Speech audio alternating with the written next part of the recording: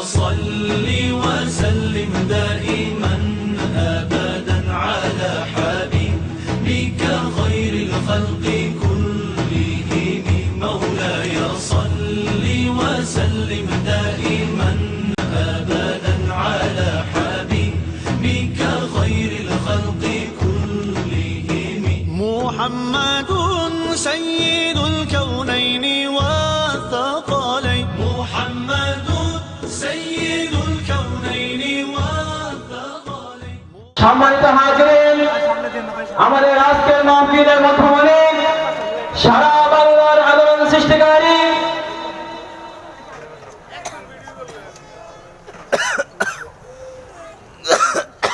সারা বাংলার আলোড়ন সৃষ্টিকারী আল্লামা ডক্টর সৈয়দ মুফতি এনায়েতুল্লাহ আব্বাসী ওয়া সিদ্দিকী পীর সাহেব জয়ন্তী হুজুর আমাদের মাঝে এসে উপস্থিত হয়েছেন।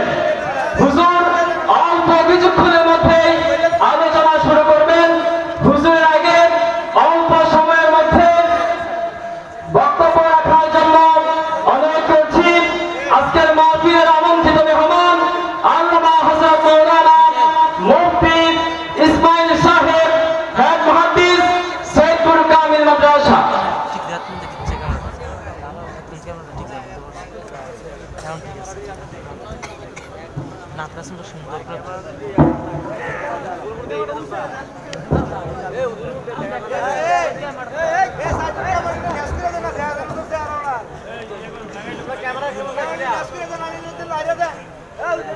الحمد لأهله والصلاة لأهلها أعوذ بالله من الشيطان الرجيم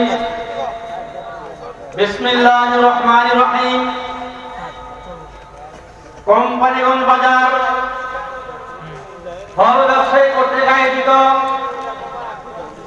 তাফসীরুল কোরআন মাহফিলের সম্মানিত সভাপতি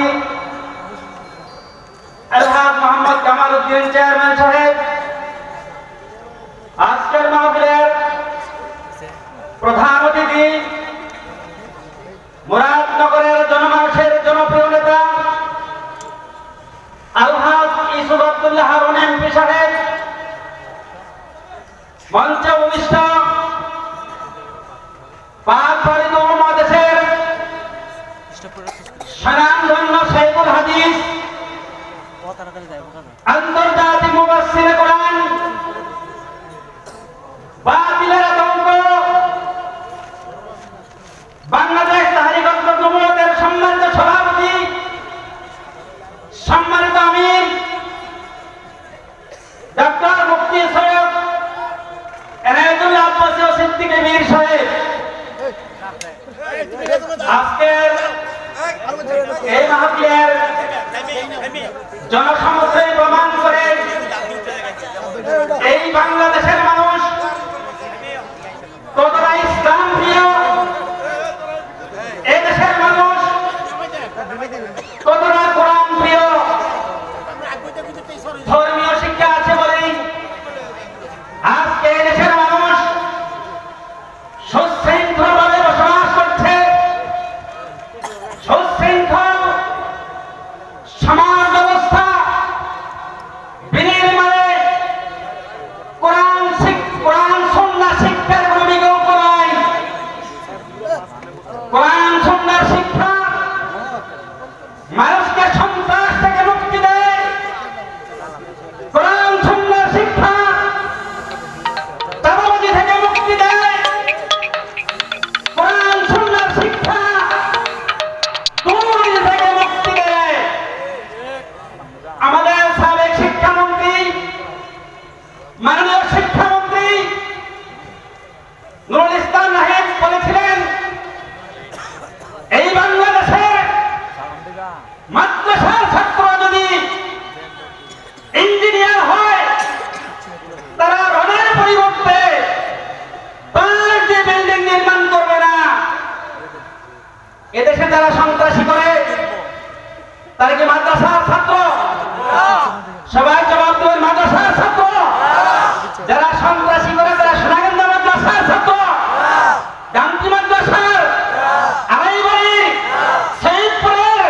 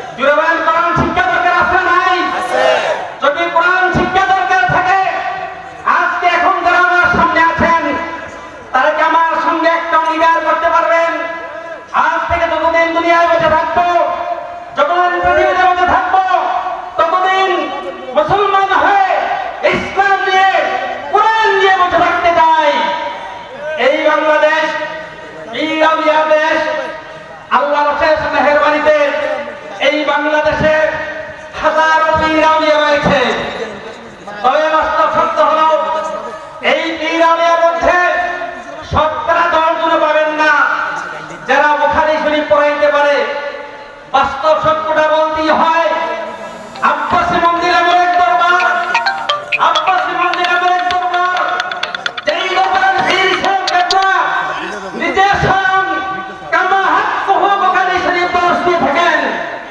সেটা এই বর্তমানের বাজারে ফলবর্ষা জিন্দিগির দাবি রয়ে গেল। মাহফিলে আছে রাহে নয়ন। এই গরম ময়দানে আব্বাসী হুজুরকে দেখতে চাই।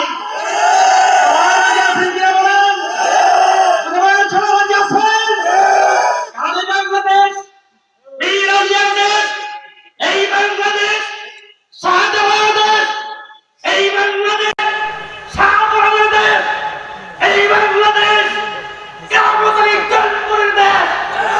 আজকের সম্মান থেকে বলিষ্ঠ কণ্ঠে আওয়াজ তুলতে চাই, আজ থেকে এই বাংলাদেশ আব্বাসী মন্দিরের দেশ।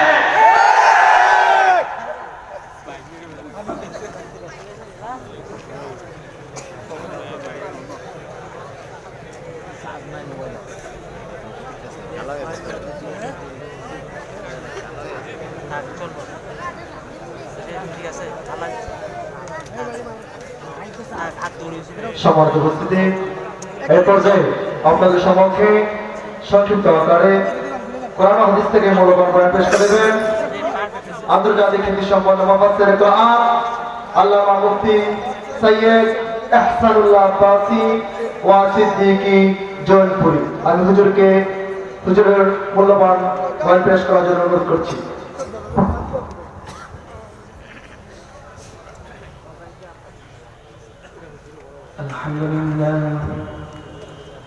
الحمد لله الذي أنزل إلينا رسولا عربيا أمينا صادقا مصدقا.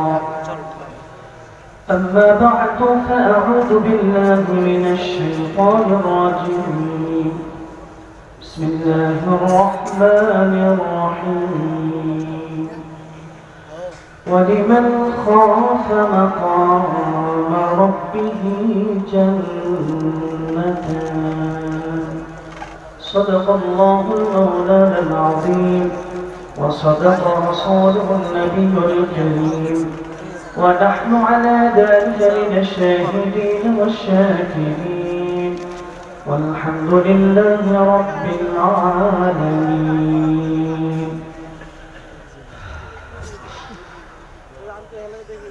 আজকের এই কোম্পানিগঞ্জের ঐতিহাসিক মাহফিলে সম্মানিত প্রধান অতিথি, আজকের প্রধান আকর্ষণ শেখুল হাদিস ডক্টর সৈয়দ মুফতি মোহাম্মদ এনায়েতুল্লাহ আব্বাসী ওয়া সিদ্দিকী পীর সাহেব জৌনপুরী, অন্যান্য অতিথিবৃন্দ, উলামায়ে কেরাম, কোরআন হাদিসের চুম্বকীয় আকর্ষণী দূর দূরান্ত থেকে ছুটে আসা দিনদার ইমানদার ভাই বন্ধুগণ, সকলকে জানাই আন্তরিক শুভেচ্ছা।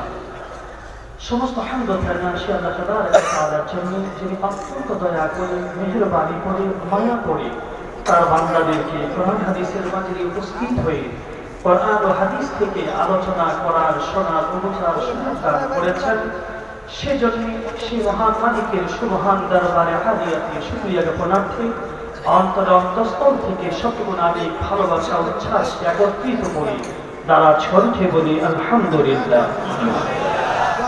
অসংখ্য ও অগণিত দরুদ ও সালাম বিশ্বসভার সভাপতি, সমস্ত নবী ও রাসূলগণের মাথার মুকুট, আকা ইনামদার সরওয়ারে কায়নাত, খাজা এ মাহশার নূরে মুজাসসাম, নবিয়ুল আম্বিয়া মুহাম্মদুর রাসূলুল্লাহ আল আরাবী সাল্লাল্লাহু আলাইহি ওয়াসাল্লামের জন্য আল্লাহ পাক যাকে আজ থেকে ১৫০০ বছর পূর্বে সর্বশ্রেষ্ঠ ও সর্বশেষ নবী ও রাসূল হিসেবে প্রেরণ করেছেন, অবশ্যই যার পরে আজ পর্যন্ত কোনো প্রকারই নবী কিংবা রাসূল পয়গম্বর আসে নাই, অবশ্যই এখনো নাই, অবশ্যই কিয়ামত পর্যন্ত আসবে। শুধু শ্রোতা মণ্ডলী, আমি পূর্ব থেকে দাওয়াতে মেহমান নই, আমার ভাই আল্লামা ডক্টর সৈয়দ মুফতি মোহাম্মদ এনায়েতুল্লাহ আব্বাসী পীর সাহেবের সফর সঙ্গী হিসেবে এসেছি, তাই ওনার কথায় একটু আলোচনা করার সুযোগ পেয়েছি, আলহামদুলিল্লাহ। তো দীর্ঘ আলোচনা করার তো মোটেই অবকাশ নেই, অধীর আগ্রহে ওনার আলোচনা শোনার অপেক্ষাতেই বসে আছেন যেন আপনাদের কোনো ধরনের বিরক্তির অবকাশ না হয়, বিরক্তির সৃষ্টি না হয়। আমি খুব সংক্ষিপ্ত আলোচনা করার জন্য আল্লাহ তাবারক ওয়া তাআলার কালামে পাক থেকে একটি আয়াতের অংশ আপনাদের সামনে তেলাওয়াত করেছি। এর উপরেই সংক্ষিপ্ত থেকে সংক্ষিপ্ত কিছু বলি বিদায় নেব ইনশাআল্লাহ। আমরা এখানে যারাই বসে আছি, উদ্দেশ্য একটি, আল্লাহ ও তার হাবিব সাল্লাল্লাহু আলাইহি ওয়াসাল্লামের রেজামন্দি, সন্তুষ্টি অর্জন করা, ঠিক কিনা বলুন? এটাই তো উদ্দেশ্য। আরেকটি জিনিস আল্লাহ পাকের কাছে আমরা চাই, সেটা হচ্ছে তার ওয়াদাকৃত জান্নাতের আশায় বসে আছে, ঠিক কিনা বলুন? কে কে জান্নাত চান না, কে প্রশ্ন করলে একটি হাতও উঠবে না, কিন্তু এই জনসমুদ্রে যদি জিজ্ঞেস করা হয় জান্নাতে কে কে যেতে চান, একটি হাতও নিচে থাকবে না। একটা নয়, সবাই দুই হাত করে বসে থাকবে, ঠিক না বলুন? এক ওয়াক্ত নামাজ যে পড়ে না, সুন্নতের পাবন্দি নাই, শরীয়তের কোনো সম্পর্ক নেই শরীয়তের সঙ্গে, এরকম মানুষও হাত করে বসে থাকবে, কারণ জান্নাত সবাই চায়, ঠিক না বলুন? সেই জান্নাতে কিভাবে যাওয়া যাবে, সেই জান্নাতের অধিবাসী কিভাবে হওয়া যাবে, আল্লাহ পাক সেটাই স্পষ্ট করে দিয়েছেন। وَلِمَنْ خَافَ مَقَامَ رَبِّهِ جَنَّتَانِ। আল্লাহ বলেন, আর যে ব্যক্তি তার রবের সামনে দাঁড়াবার ভয় অন্তরে পোষণ করে নিল, তার জন্য রয়েছে দুখানা জান্নাত। বলেন সুবহানাল্লাহ। আমরা একটি জান্নাতের আশায় বসে আছি, আর আল্লাহ পাক বলেছেন যে ব্যক্তি আমার সামনে দাঁড়াবার ভয় অন্তরে পোষণ করে নিল, তার জন্য রয়েছে দুটি জান্নাত। সুবহানাল্লাহ। খুশি না বেজার? কম না বেশি? আল্লাহ পাক কথাটি কোরআনুল কারীমের অন্যত্র আরো স্পষ্ট করে দিয়েছেন। وَأَمَّا مَنْ خَافَ مَقَامَ رَبِّهِ وَنَهَى النَّفْسَ عَنِ الْهَوَى فَإِنَّ الْجَنَّةَ هِيَ الْمَأْوَى। আজ ব্যক্তি তার রবের সম্মুখে দাঁড়াবার ভয় অন্তরে পোষণ করে নিল এবং তার মন যা কিছু করতে চাইল, কোরআন বিরোধী, হাদিস বিরোধী, তার থেকে নিজেকে রক্ষা করলো, বাঁচিয়ে নিল, নিশ্চয়ই তার যোদ্ধা মৃত্যু করে তার একমাত্র জায়গা হবে আমার নূরের জান্নাত। বলেন সুবহানাল্লাহ। তাহলে আল্লাহকে ভয় করতে হবে, অন্যায় পাপাচারকে ছেড়ে দিতে হবে, আল্লাহর ভয় অন্তরে ধারণ করে কোরআন হাদিস বিরোধী, আল্লাহ তার রাসূল সাল্লাল্লাহু আলাইহি ওয়াসাল্লাম নিষেধ করেছেন এমন প্রত্যেকটি কাজকে ছেড়ে দিতে হবে, মুত্তাকি বান্দা হয়ে যেতে হবে। আল্লাহ পাক আমাদের অধিবাসী করবেন তার নূরের জান্নাতের। বলেন সুবহানাল্লাহ। আর একটি নয়, আল্লাহ পাক বলেছেন তাদের জন্য রয়েছে আমার পক্ষ থেকে দুটি জান্নাত। বলেন সুবহানাল্লাহ।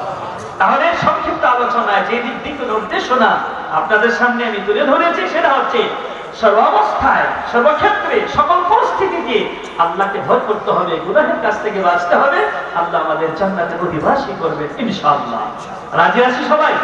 আল্লাহ পাক যেন এই সংক্ষিপ্ত আলোচনাটি সকলকে মনে রেখে তদনুযায়ী আমল করে আমাদের সকলের ইহকালীন কল্যাণ, পরকালীন মুক্তির সুব্যবস্থা করে দেন। বলুন আল্লাহুম্মা আমিন।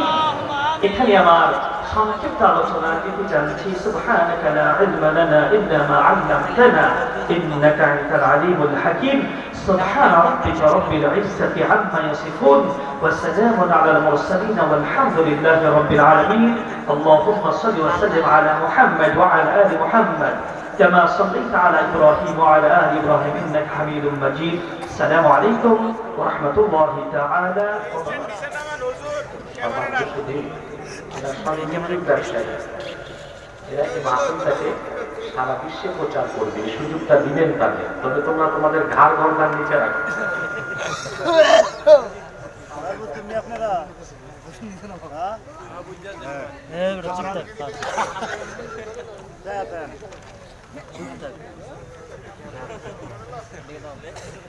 إن الحمد لله نحمده ونستعينه ونستغفره ونعوذ بالله من شرور أنفسنا ومن سيئات أعمالنا. من يهده الله فلا مضل له ومن يضلل فلا هادي له. أشهد أن لا إله إلا الله وحده لا شريك له ونشهد أن سيدنا وحبيبنا ومولانا محمدا عبد الله ورسوله صلى الله عليه وعلى آله وصحبه وسلم الذي أكمل الله به قصر النبوة ختم الله به النبوة وحكم لا نبي بعده وأعلن في القرآن بالبرهان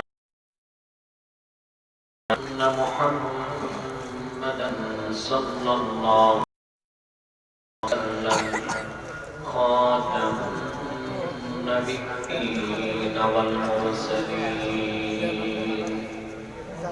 الذي أرسله بالحق بشيرا ونذيرا وداعيا بإذنه وسراجا منيرا فقد قال الله تعالى في كلامه المجيد والفرقان الحميد أعوذ بالله من الشيطان الرجيم بسم الله الرحمن الرحيم ألف لام ميم تلك آيات الكتاب الحكيم ورحمة للمحسنين صدق الله العظيم وصدق رسوله النبي الكريم ونحن على ذلك من الشاهدين والشاكرين والحمد لله رب العالمين إن الله وملائكته يصلون على النبي يا أيها الذين آمنوا صلوا عليه وسلموا تسليما اللهم صل على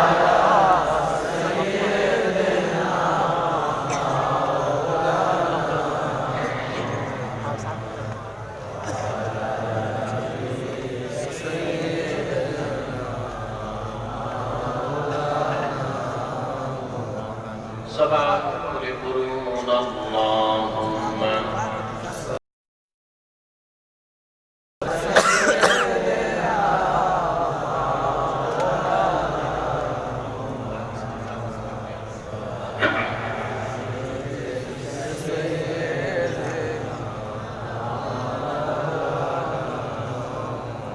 محمد سيد الكونين والثقلين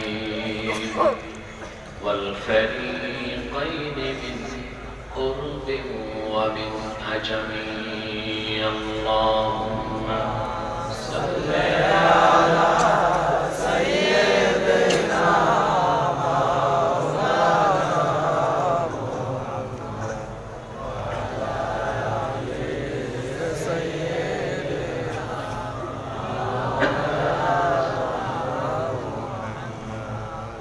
نبينا الآمر الناهي فلا أحد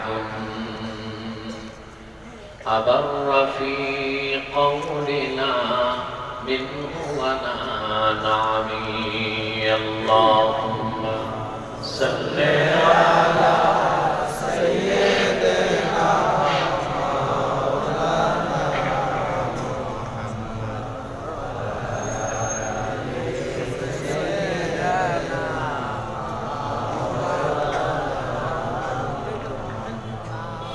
محمد رسول الله صلى الله عليه وسلم ختم الله به النبوة وحكما لا نبي بعده بلغ العلا بكماله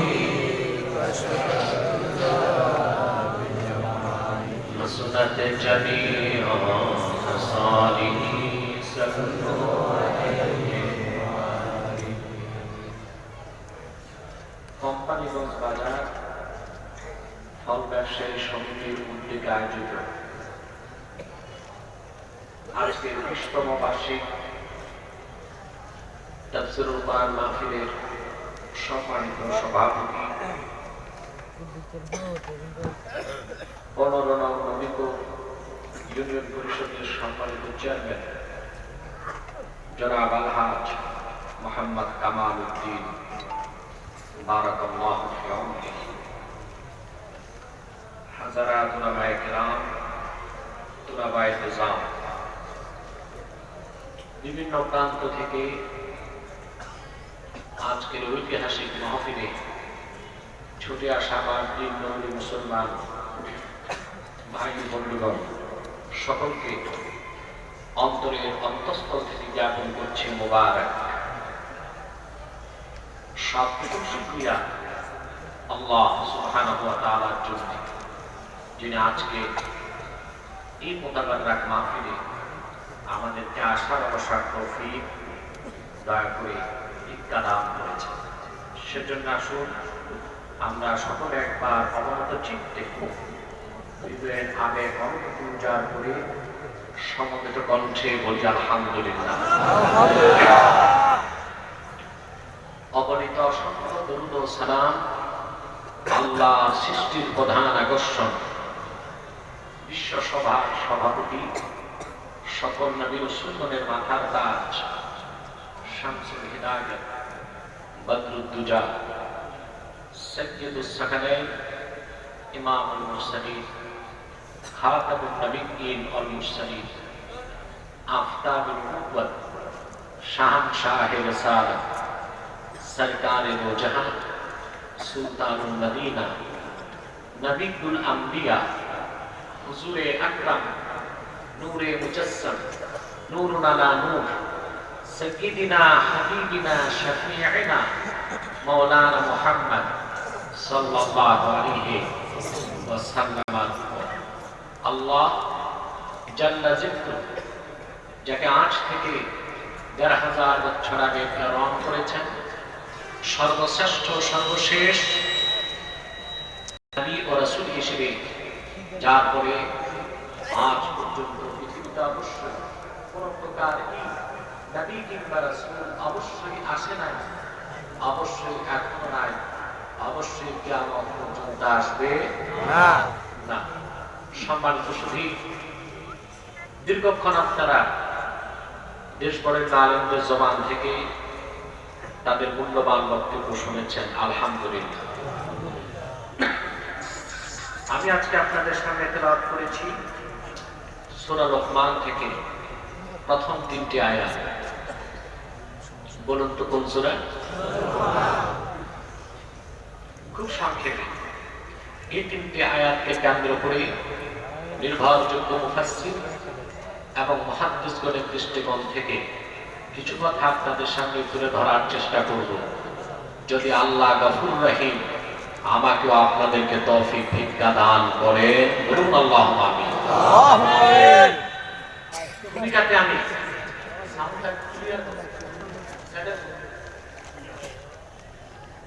বাম পাশে আওয়াজটা আমার কানে লাগতেছে। আপনারা এখানে যারা এসেছেন, আসার পেছনে পার্থিব, জাগতিক, রাজনৈতিক কোন স্বার্থ নেই। কেবলমাত্র এসেছেন আল্লাহ তার রাসূলের সন্তুষ্টির জন্য। আর কোন ব্যক্তিকে কেন্দ্র করেও এখানে আপনারা আসেন নাই, এসেছেন শুধুমাত্র আল্লাহর কোরআনকে কেন্দ্র করে। ঠিক কিনা বলুন? আল্লাহ পাক যাদেরকে পছন্দ করেছে তাদেরকে কোরআনের হেদায়েতের জন্য কবুল করেছে, এটা সন্দেহ আছে? না। জোরে বলেন না। পৃথিবীর মানুষকে আল্লাহ পাক মাত্র 2টি ভাগে বিভক্ত করেছেন। কয়টি? একটু আওয়াজ দিয়ে বলেন। এমন তো মানুষের ভাগের শেষ নাই, ফেরকাইন আছে 72টা, ঠিক আছে? আরো রয়েছে অসংখ্য মুসলিম সম্প্রদায়, সব মিলিয়ে অসংখ্য ভাগে পৃথিবীর মানুষ বিভক্ত। কিন্তু আল্লাহ পাক সারা পৃথিবীর মানুষকে মাত্র 2টি ভাগে বিভক্ত করেছে। একটি দল সত্যের পক্ষে, আরেকটি দল সত্যের বিপক্ষে। সত্য কোনটি? কোরআন। সর্বশক্তি দিয়ে বলেন সত্য কোনটি? আল্লাহ পাক কথাটি এইভাবে বলেছেন, قل يا أيها الناس قد جاءكم الحق من ربكم فمن اهتدى فإنما يهتدي لنفسه ومن ضل فإنما يضل عليها। মুহাম্মদ সাল্লাল্লাহু আলাইহি ওয়াসাল্লাম, আপনি বলুন, মানব জাতি, তোমাদের রবের পক্ষ থেকে এসেছে চূড়ান্ত সত্য কোরআন, চিরসত্য, মহাসত্য, ধ্রুব সত্য, সত্যের সত্য, এর উপরে কোনো সত্য নাই, ঠিক কিনা বলেন? এই সত্যকে যারা গ্রহণ করবে তারা একটি দল, আর এই মহাসত্যকে যারা গ্রহণ করবে না তারা সবাই একটি দল। তাহলে কয়টা দল পৃথিবীতে? জোরে বলেন। এই 2 দলের উদাহরণ আবার আল্লাহ পাক কোরআনে তুলে ধরেছেন। আল্লাহ রাব্বুল আলামিন বলেন,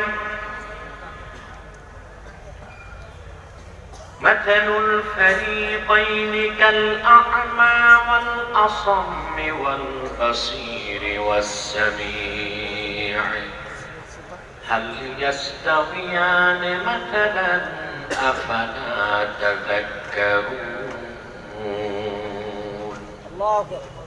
দুটি দল, একটি দলের উদাহরণ হলো তারা চোখ থাকতে অন্ধ, কান থাকতে বধির। বধির বুঝেন?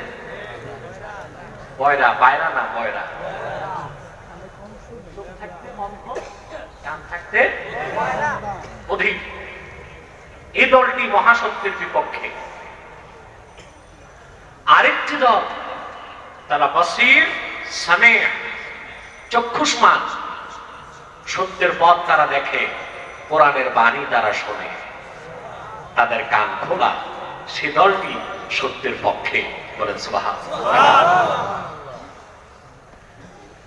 আজ যে দুটো দলের কথা আল্লাহ তাআলা বললেন, একটি অন্ধ ও বধির, আরেকটি চক্ষুষ্মান ও কান খোলা, আমরা কোন দলে আজকে? চক্ষুষ্মান, কান খোলা, সত্যের সাধক হয়ে বসেছি, ঠিক কিনা বলেন? এতে আমরা খুশি না বেজার? বেশি না কম? আমরা খুশি, আমাদের মালিক খুশি, মাখলুকাত খুশি, ফেরেশতা খুশি, সব খুশি, শুধু বেজার শয়তান। বেজার কে? শয়তানও বেজার, তার চেলা চামুন্ডারও বেজার, আর আব্বাসী আসাতে একটু বেশি বেজার। শয়তানের সব চেষ্টা পণ্ড হয়ে গেছে, এখন একটা বাকি আছে, কোন রকম মুনাজাতের আগে উঠানো যায় কিনা। আমরা নেক নিয়ত করে আজকে শয়তানের গালে একটা থাপ্পড় দিতে চাই। রাজি আছেন সবাই?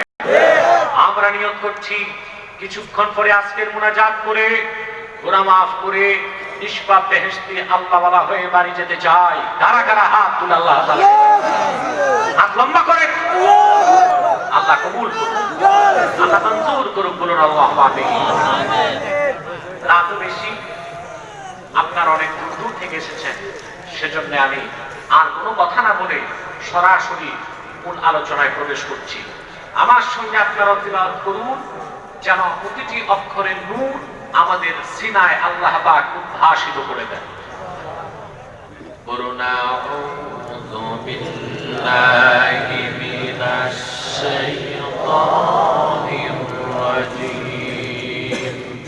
বিসমিল্লাহির রাহমানির আলিফ লাম মিম তিলকা আয়াতুল কিতাবিল হাকিম হুদাও ওয়া রাহমাতাল লিল মুহসিনিন সাদাকাল্লাহুল আযীম সাদাকাল্লাহুল আযীম ওয়া সাদাকা রাসূলুহুন নবিয়্যুল কারীম ওয়া নাহনু আলা যালিকা মিনাশ শাহিদিন ওয়াশ শাকিরিন ওয়াল হামদু লিল্লাহি রাব্বিল আলামিন।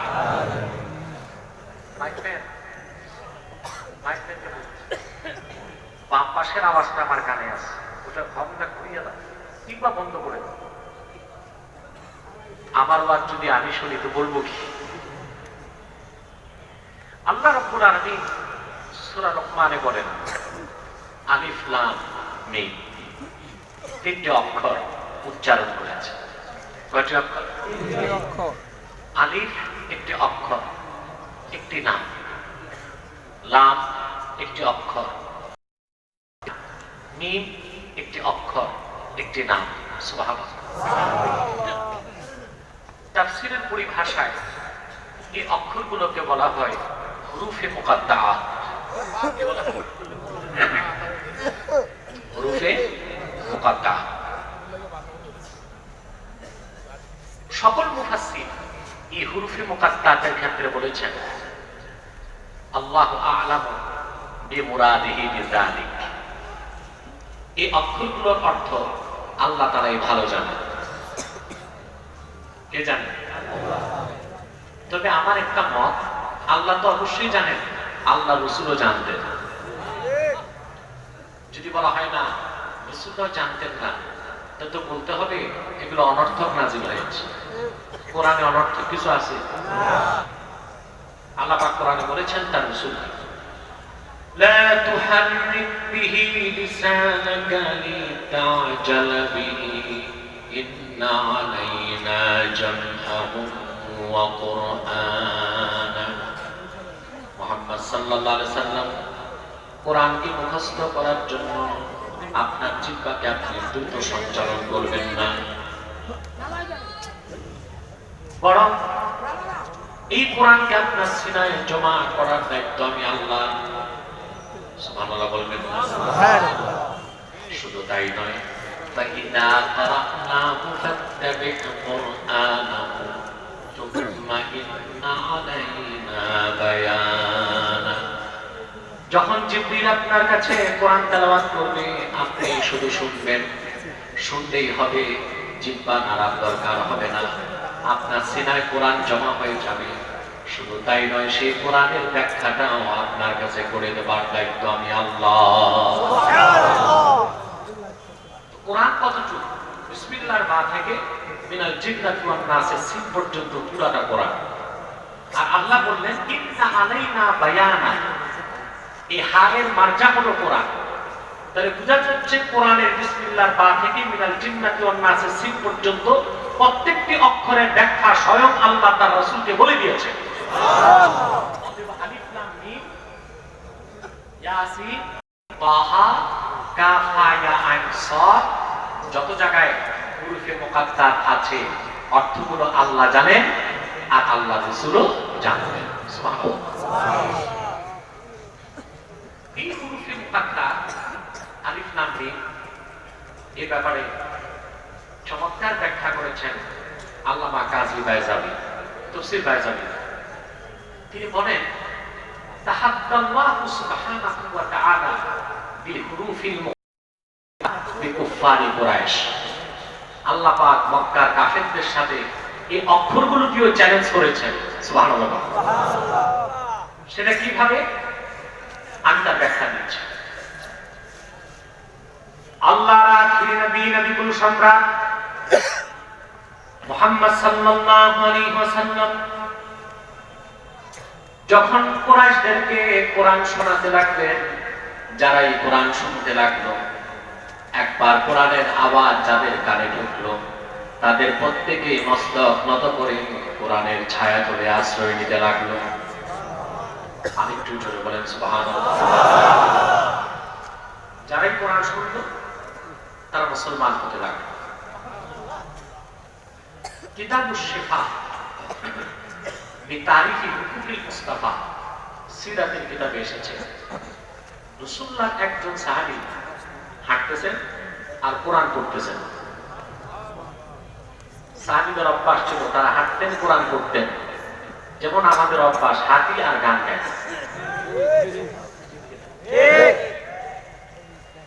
সুবহানাল্লাহ। সাহাবায়ে কেরামের সেই চরিত্র এখনো আরবের মানুষ ধরে রেখেছে। সারাক্ষণ তারা কোরআন পড়ে, দরুদ পড়ে, চাকরির সময় চাকরি করে কোরআন পড়ে, দরুদ পড়ে, ব্যবসা করে কোরআন পড়ে, দরুদ পড়ে। সুবহানাল্লাহ। আমরা কিন্তু ব্যবসার সময়, চাকরির সময়, ধান্দাবাজির সময় সব ভুলে যাই। আরবে এক দুধ ব্যবসায়ী গাড়িতে দুধ বেচতেছে, বুঝলেন? তো মানুষকে কিভাবে ডাকে? দুধ কিনতে ডাকে না আমাদের দেশে? যেমন আলুওয়ালা বলে আলু নেন, তারপরে ফল ব্যবসায়ীরা কি বলে আপেল নেন, কমলা নেন, আর কি বলে আমি জানি না, কিছু একটা তো ডাকে। তো সেই আরবের দুধ ব্যবসায়ী গাড়ি নিয়ে যাচ্ছে আর বলতেছে, ইশরাবুল হালিব সাল্লু আলাল হাবিব। চিন্তা করছে, ইশরাবুল হালিব সাল্লু আলাল হাবিব, দুধ পান করো, রাসূলুল্লাহর উপর দরুদ পড়ো। আল্লাহু আকবার। চিন্তা করছে, সাহাবায়ে কেরামের চরিত্র এটা ছিল। তারা হাঁটতে, আমার কথা বোঝা যাচ্ছে? এই বছর মাইকটা সুবিধা রাখতেছে না, সাউন্ড কম থাকলেও ভালো, সাউন্ডটা বুঝে আসলেই চলবে। কথা বোঝা যায় তো? পিছনের ভাইরা বলে কথা বোঝা যায়? আমি আস্তে আস্তে বলি, বোঝার চেষ্টা করি। তো সাহাবায়ে কেরামের চরিত্র ছিল তারা হাঁটতেন, কোরআন পড়তেন। সুবহানাল্লাহ। আমার নবী সাহাবী হাঁটতেছেন আর পড়তে লাগলেন, ফাসদা বিমা তুমার ওয়া আরিদ আনিল মুশরিকিন। পড়তেছেন, হাঁটতেছেন, কোরআনের আওয়াজ এক কাফেরের কানে ঢুকলো। কোরআনের দুটো আয়াত কাফেরকে এমন চুম্বকের মতো টান দিল, কাফেরটা সাহাবীর পিছে দৌড়াচ্ছে আর কোরআন শুনতেছে। সুবহানাল্লাহ। এক সময় সে অবিশ্বাসী কাফেরটি সাজদায় চলে গেল। লোকেরা জিজ্ঞেস করল, লিমা সাজাদতা ইয়া ফুলান, তুমি কেন সাজদা করলা? লোকটি বলল, আল্লাহি রাব্বিল কাবা লাকাদ সাজাদতু লিফাসাহাতিহি। কাবার মালিক আল্লাহর কসম, কোরআনের দুটো আয়াতে এত সুন্দর আকর্ষণ, এত সুন্দর ঝংকার আর ছান্দসিকতা আমার মাথাটা সোজা রাখতে দেয় নাই, আমি সাজদায় চলে গেলাম। যারা একবার কোরআন শুনল রাসূলুল্লাহর কাছে, তাদের হৃদয়ের কপাট খুলে গেল হেদায়েতের জন্য। বলে সুবহানাল্লাহ। আবু জেহেলের মাথা খারাপ। এভাবে যদি মানুষ কোরআন শুনতে থাকে আর মুসলমান হতে থাকে, তো বাপ দাদা ধর্মের অস্তিত্ব তো আর থাকবে না। থাকবে? ১,০০০ বছর আগে জাহিলি যুগে মক্কাতে যখন হজ হতো, পৃথিবীর বিভিন্ন প্রান্ত থেকে লোকজন আসতো হজে। আবু জেহেল চিন্তায় পড়ে গেল, যদি আল্লাহ রাসূলের কোরআন বিদেশিরা শুনে, তো ইসলাম মক্কার সীমানা পার হয়ে তো আন্তর্জাতিক হয়ে যাবে। তখন সে ঘুরে ঘুরে বিদেশি পেরি করে, ভাই সাবধান, মুহাম্মদ সাল্লাল্লাহু আলাইহি ওয়াসাল্লামের কাছে যেও না। তো রোম থেকে এক চিকিৎসক গিয়েছিল হজ করতে। রোম চিনেন? ইটালি রোম না, আপনাদের এটা ভুল ধারণা। কোরআনে আল্লাহ যে রোমের কথা বলেছেন, সেই রোম হচ্ছে তৎকালীন শাম দেশের রাজধানী। তৎকালীন শাম দেশের এখন নাম পাবেন কি? 4টা রাষ্ট্র, ফিলিস্তিন, লেবানন, সিরিয়া এবং বর্তমান ইরাক। এই 4টাকে বলা হতো শাম। সেই শামের যে রাজধানী ছিল তার নাম হচ্ছে রোম। আল্লাহ কোরআনে সেই রোমের কথা বলেছেন। সেই যুগে বর্তমান ইটালির রোম আর ইটালির জঙ্গল ছাড়া কিছু ছিল না।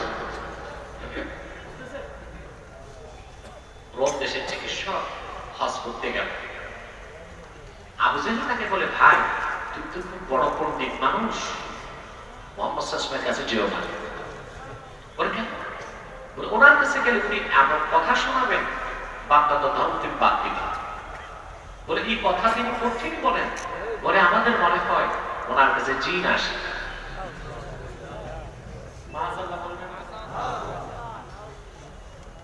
চিকিৎসক বলল, তা আমি তো জিন ছুটাইতে পারি, আমার একটু মোহাম্মদ সাল্লাল্লাহু আলাইহি কাছে নিয়ে যান। রোম দেশের চিকিৎসক আমার প্রিয় নবীর কদমের সামনে আসলো, এসে বলল, মুহাম্মদ সাল্লাল্লাহু আলাইহি ওয়াসাল্লাম, শুনেছি আপনি মানুষকে কি যেন শোনান, আমারও একটু শোনায় দেন। রাসূলুল্লাহ সূরা আহজাব থেকে পড়তে লাগলেন, ইয়া আইয়ুহান নাবিয়্যু ইন্না আরসালনাকা শাহিদান ওয়া মুবাশশিরান ওয়া নাযীরা ওয়া দা'iয়ান ইলা আল্লাহি বিইذনিহি ওয়া সিরাজান মুনীরা।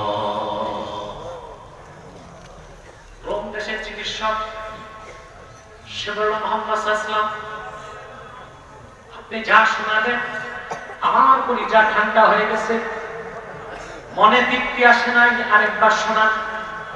রাসূলুল্লাহ আরেকবার শোনালেন, সে বলল, মনটা ভরে নাই, আরেকবার শোনান।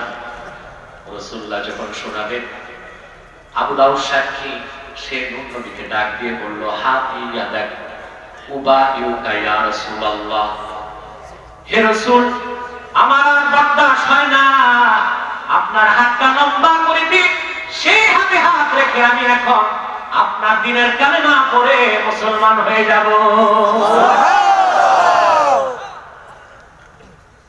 চিকিৎসক মুসলমান হয়ে গেছে। আবু জেহেলের মাথায় আকাশ পড়ছে, আসটা চিকিৎসা করতে মুহাম্মদ সাল্লাল্লাহু আলাইহি ওয়াসাল্লাম তোমার চিকিৎসা করে দিয়েছে। সুবহানাল্লাহ। এর নাম কোরআন। এর নাম কি? কোরআন। আবু জেহেল এবং তার গোষ্ঠীরা তখন প্রচার করতে লাগলো, কোরআন জিনের কথা, গণকের কথা, আসাতিরুল আউয়ালিন পূর্ববর্তীদের কথা। আবার বলল নিজেরই লেখা। অবিশ্বাসীদেরকে আল্লাহর পক্ষ থেকে প্রথম চ্যালেঞ্জ করা হলো, قل لئن اجتمعت الإنس والجن على أن يأتوا بمثل هذا القرآن لا يأتون بمثله ولو كان بعضهم لبعض ظهيرا। আল্লাহ ডাকতে বললেন, হাবিব,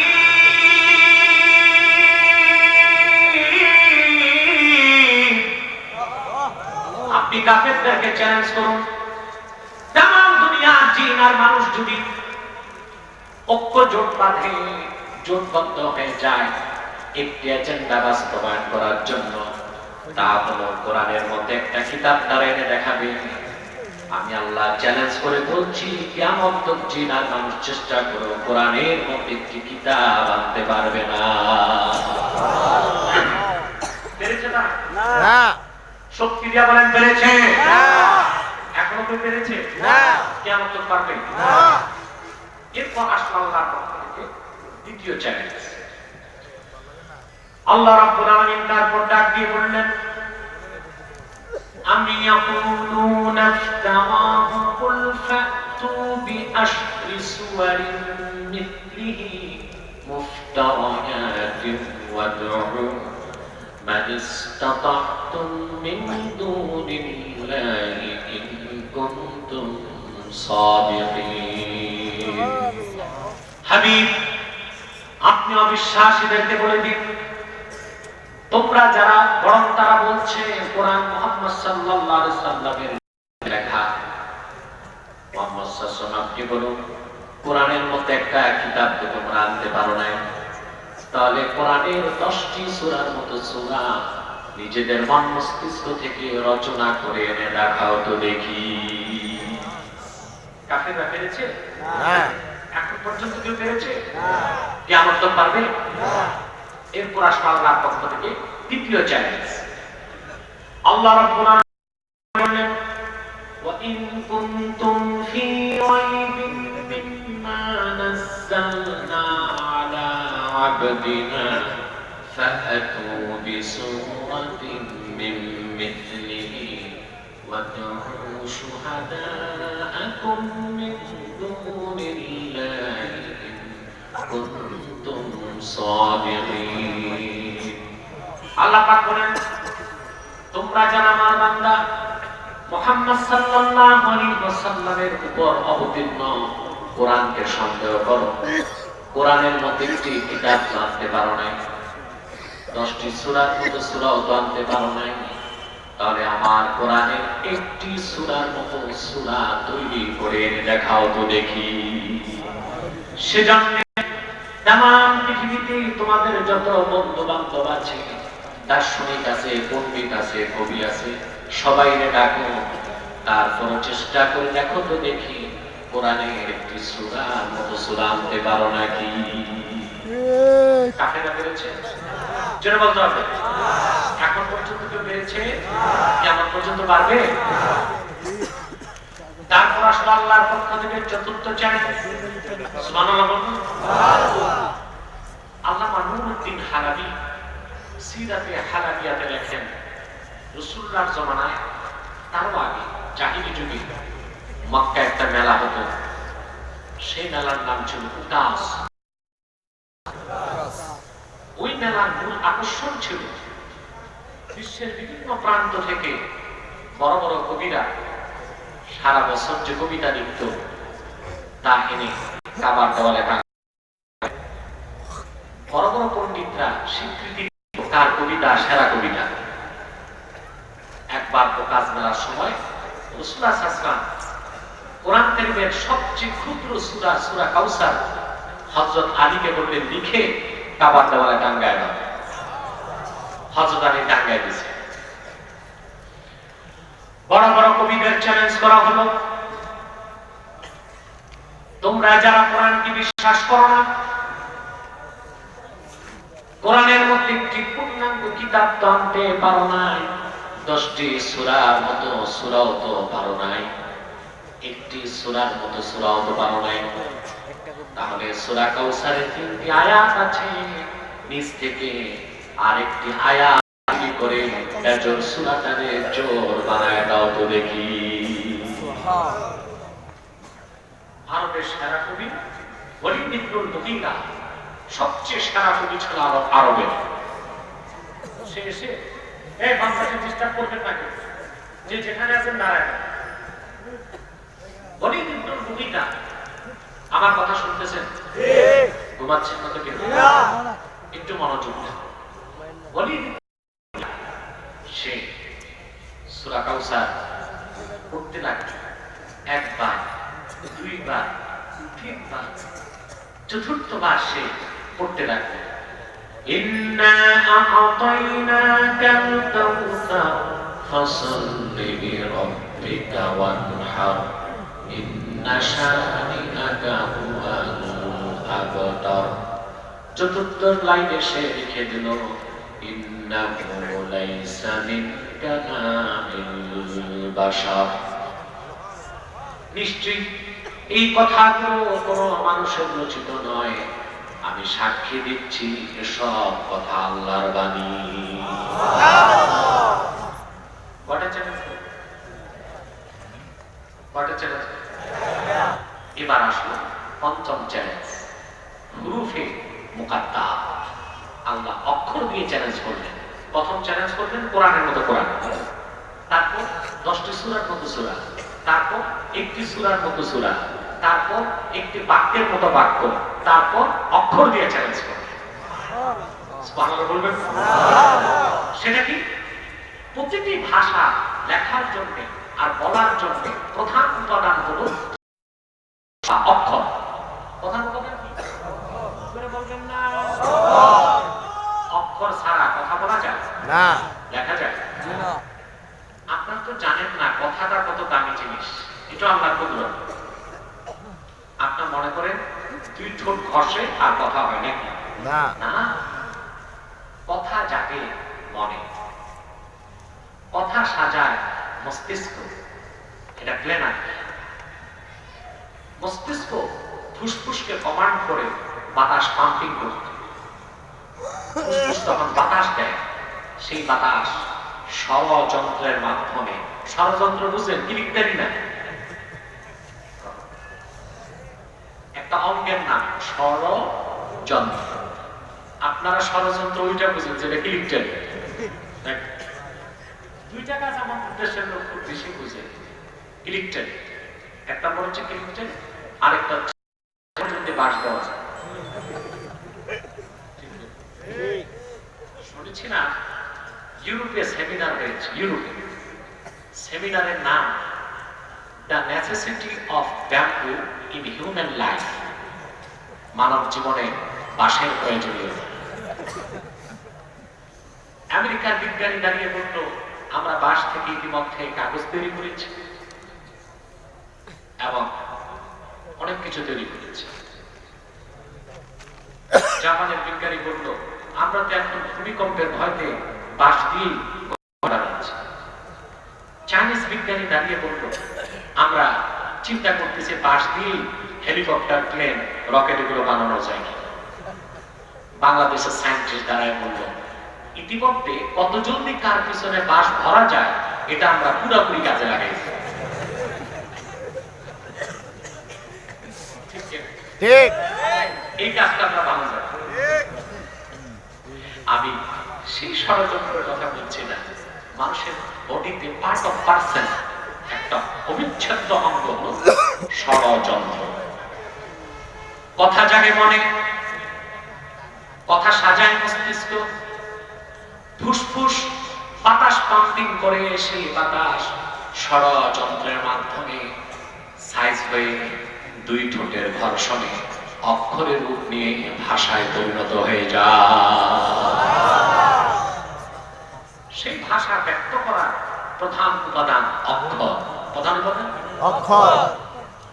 আল্লাহর পক্ষ থেকে চ্যালেঞ্জ দেখুন, কাফিরদের চ্যালেঞ্জ করা হলো কোরআনের মতো কোরআন, সেটা তারা পারে নাই। তারপর 10টি সূরার মতো সূরা, তাও তারা পারে নাই।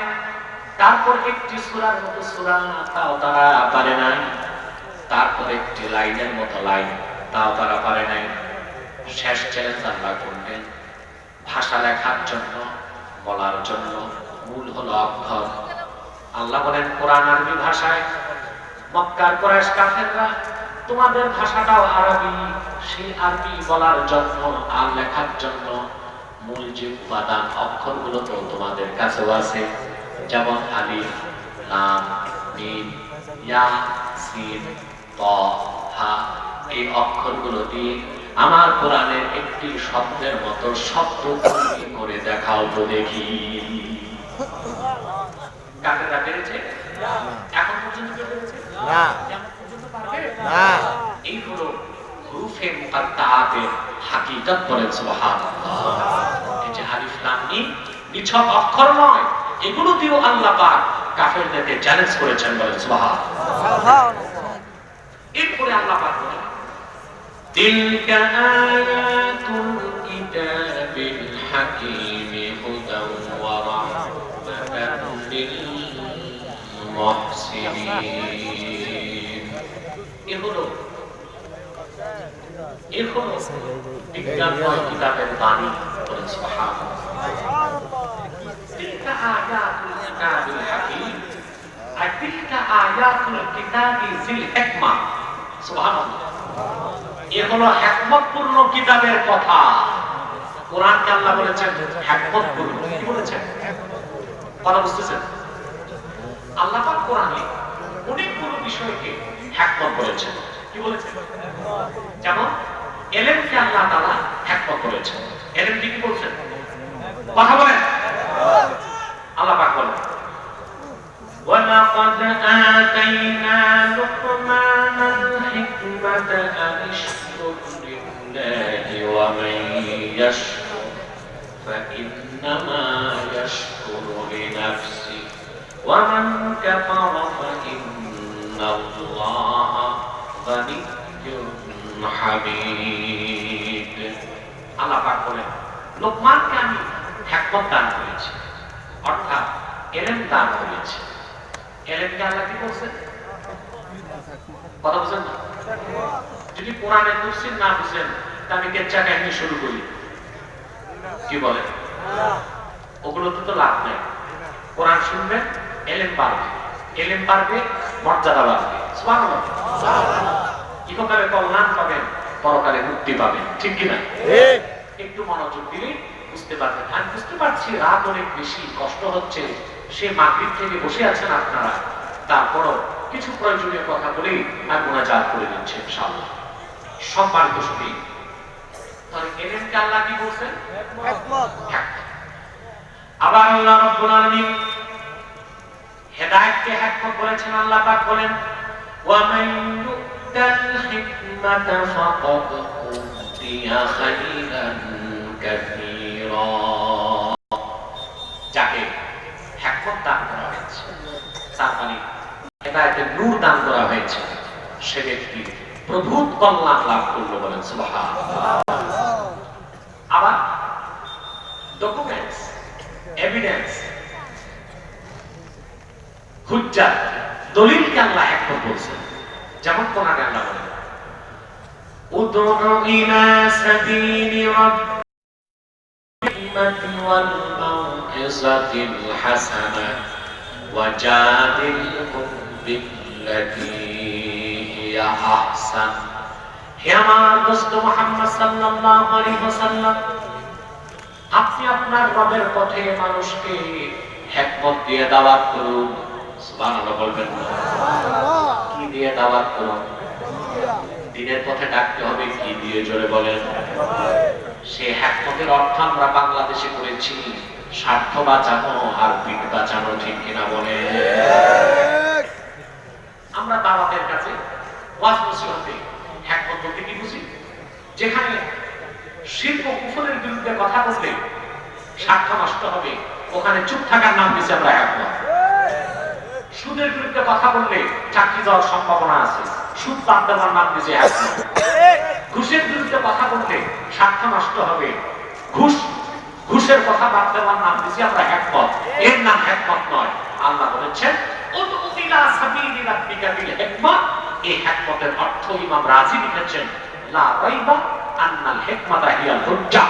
এখানে হিকমত অর্থ দলিল, অর্থাৎ রাসূল আপনি মানুষকে দ্বীনের দাওয়াত দেন দলিল দিয়ে, প্রমাণ দিয়ে, বলেন সুবহানাল্লাহ। তাহলে হিকমতের কয়টা অর্থ কয়টা? ইলম, হেদায়েত, দলিল। আবার আল্লাহ রাসূলুল্লাহর সুন্নাতকেও হিকমত বলেছেন। যেমন আল্লাহ পাক বলেন, আরসালনা ফীকুম রাসূলান মিনকুম ইয়াতলু আলাইকুম আয়াতিনা ওয়া ইউযাক্কিকুম ওয়া ইউআল্লিমুকুমুল কিতাবা ওয়াল হিকমা ওয়া ইউআল্লিমুকুম মা লাম তাকুনু তা'লামুন। আল্লাহ পাক বলেন, আমি তোমাদের মধ্য থেকে মুহাম্মদ সাল্লাল্লাহু আলাইহি ওয়াসাল্লামকে প্রেরণ করেছি এই জন্য যে তিনি তোমাদেরকে কোরআন তেলাওয়াত করে শোনাবেন, কোরআন শেখাবেন, আত্মশুদ্ধির ব্যবস্থা করবেন, হিকমত শেখাবেন। এখানে হিকমত অর্থ কি ইমাম শাফি বলেছেন, ইয়ানি সুন্নাতাহু। রাসূলুল্লাহ কোরআন শেখাবেন, সাথে নিজে সুন্নাত শেখাবেন। সেই সুন্নাতকে আল্লাহ হিকমত বলেছেন, বলেন সুবহানাল্লাহ। কয়টা কয়টা? হিকমতের কয়টা অর্থ? পঞ্চম, আল্লাহ পাক বিজ্ঞান এবং প্রজ্ঞাকে বলেছেন হিকমত। সূরা লোকমানে আল্লাহ পাক যে বলেছেন, তিলকা আয়াতুল কিতাবিল হাকীম। এখানে হাকীম অর্থ বিজ্ঞানময়, প্রজ্ঞাময়, বলেন সুবহানাল্লাহ।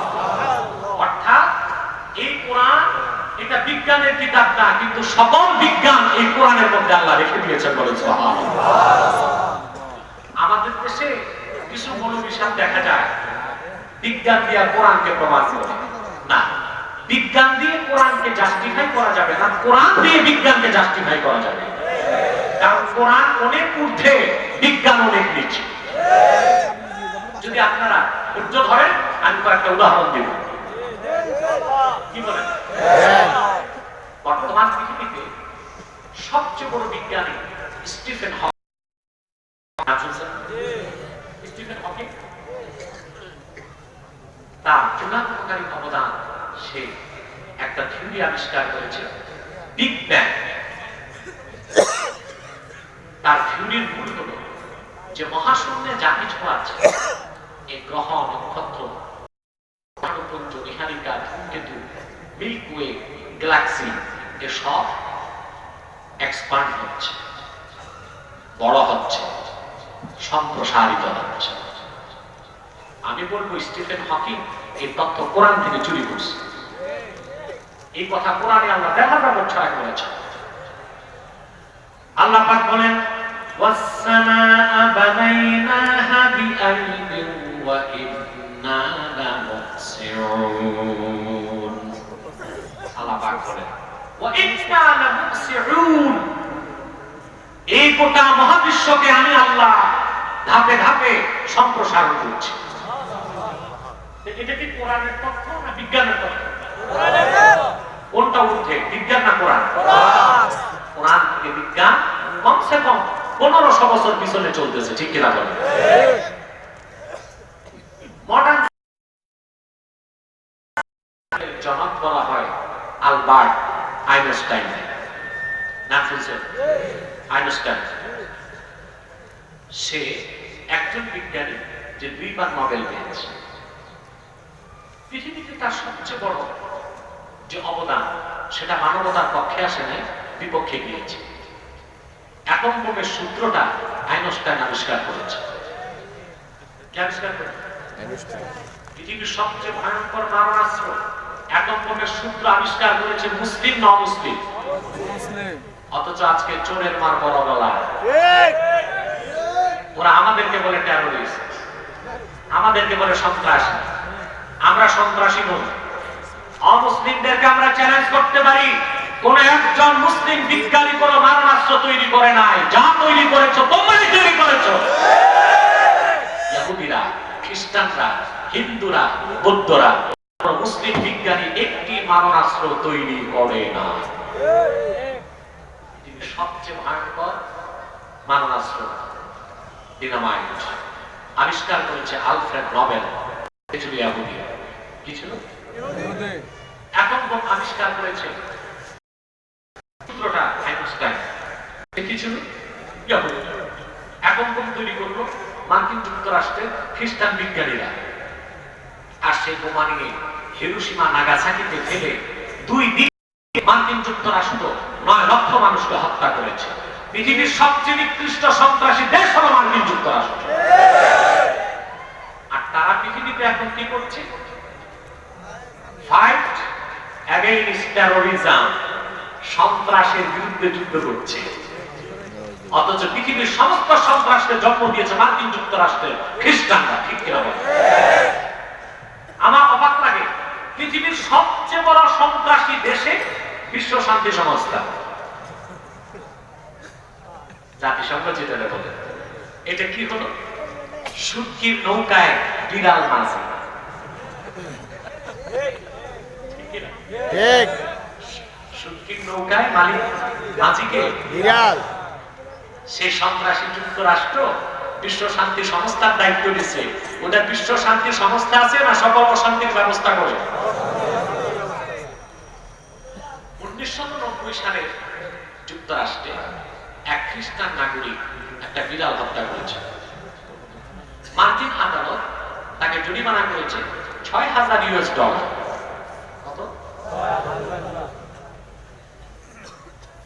মার্সে কি 1990 সালে।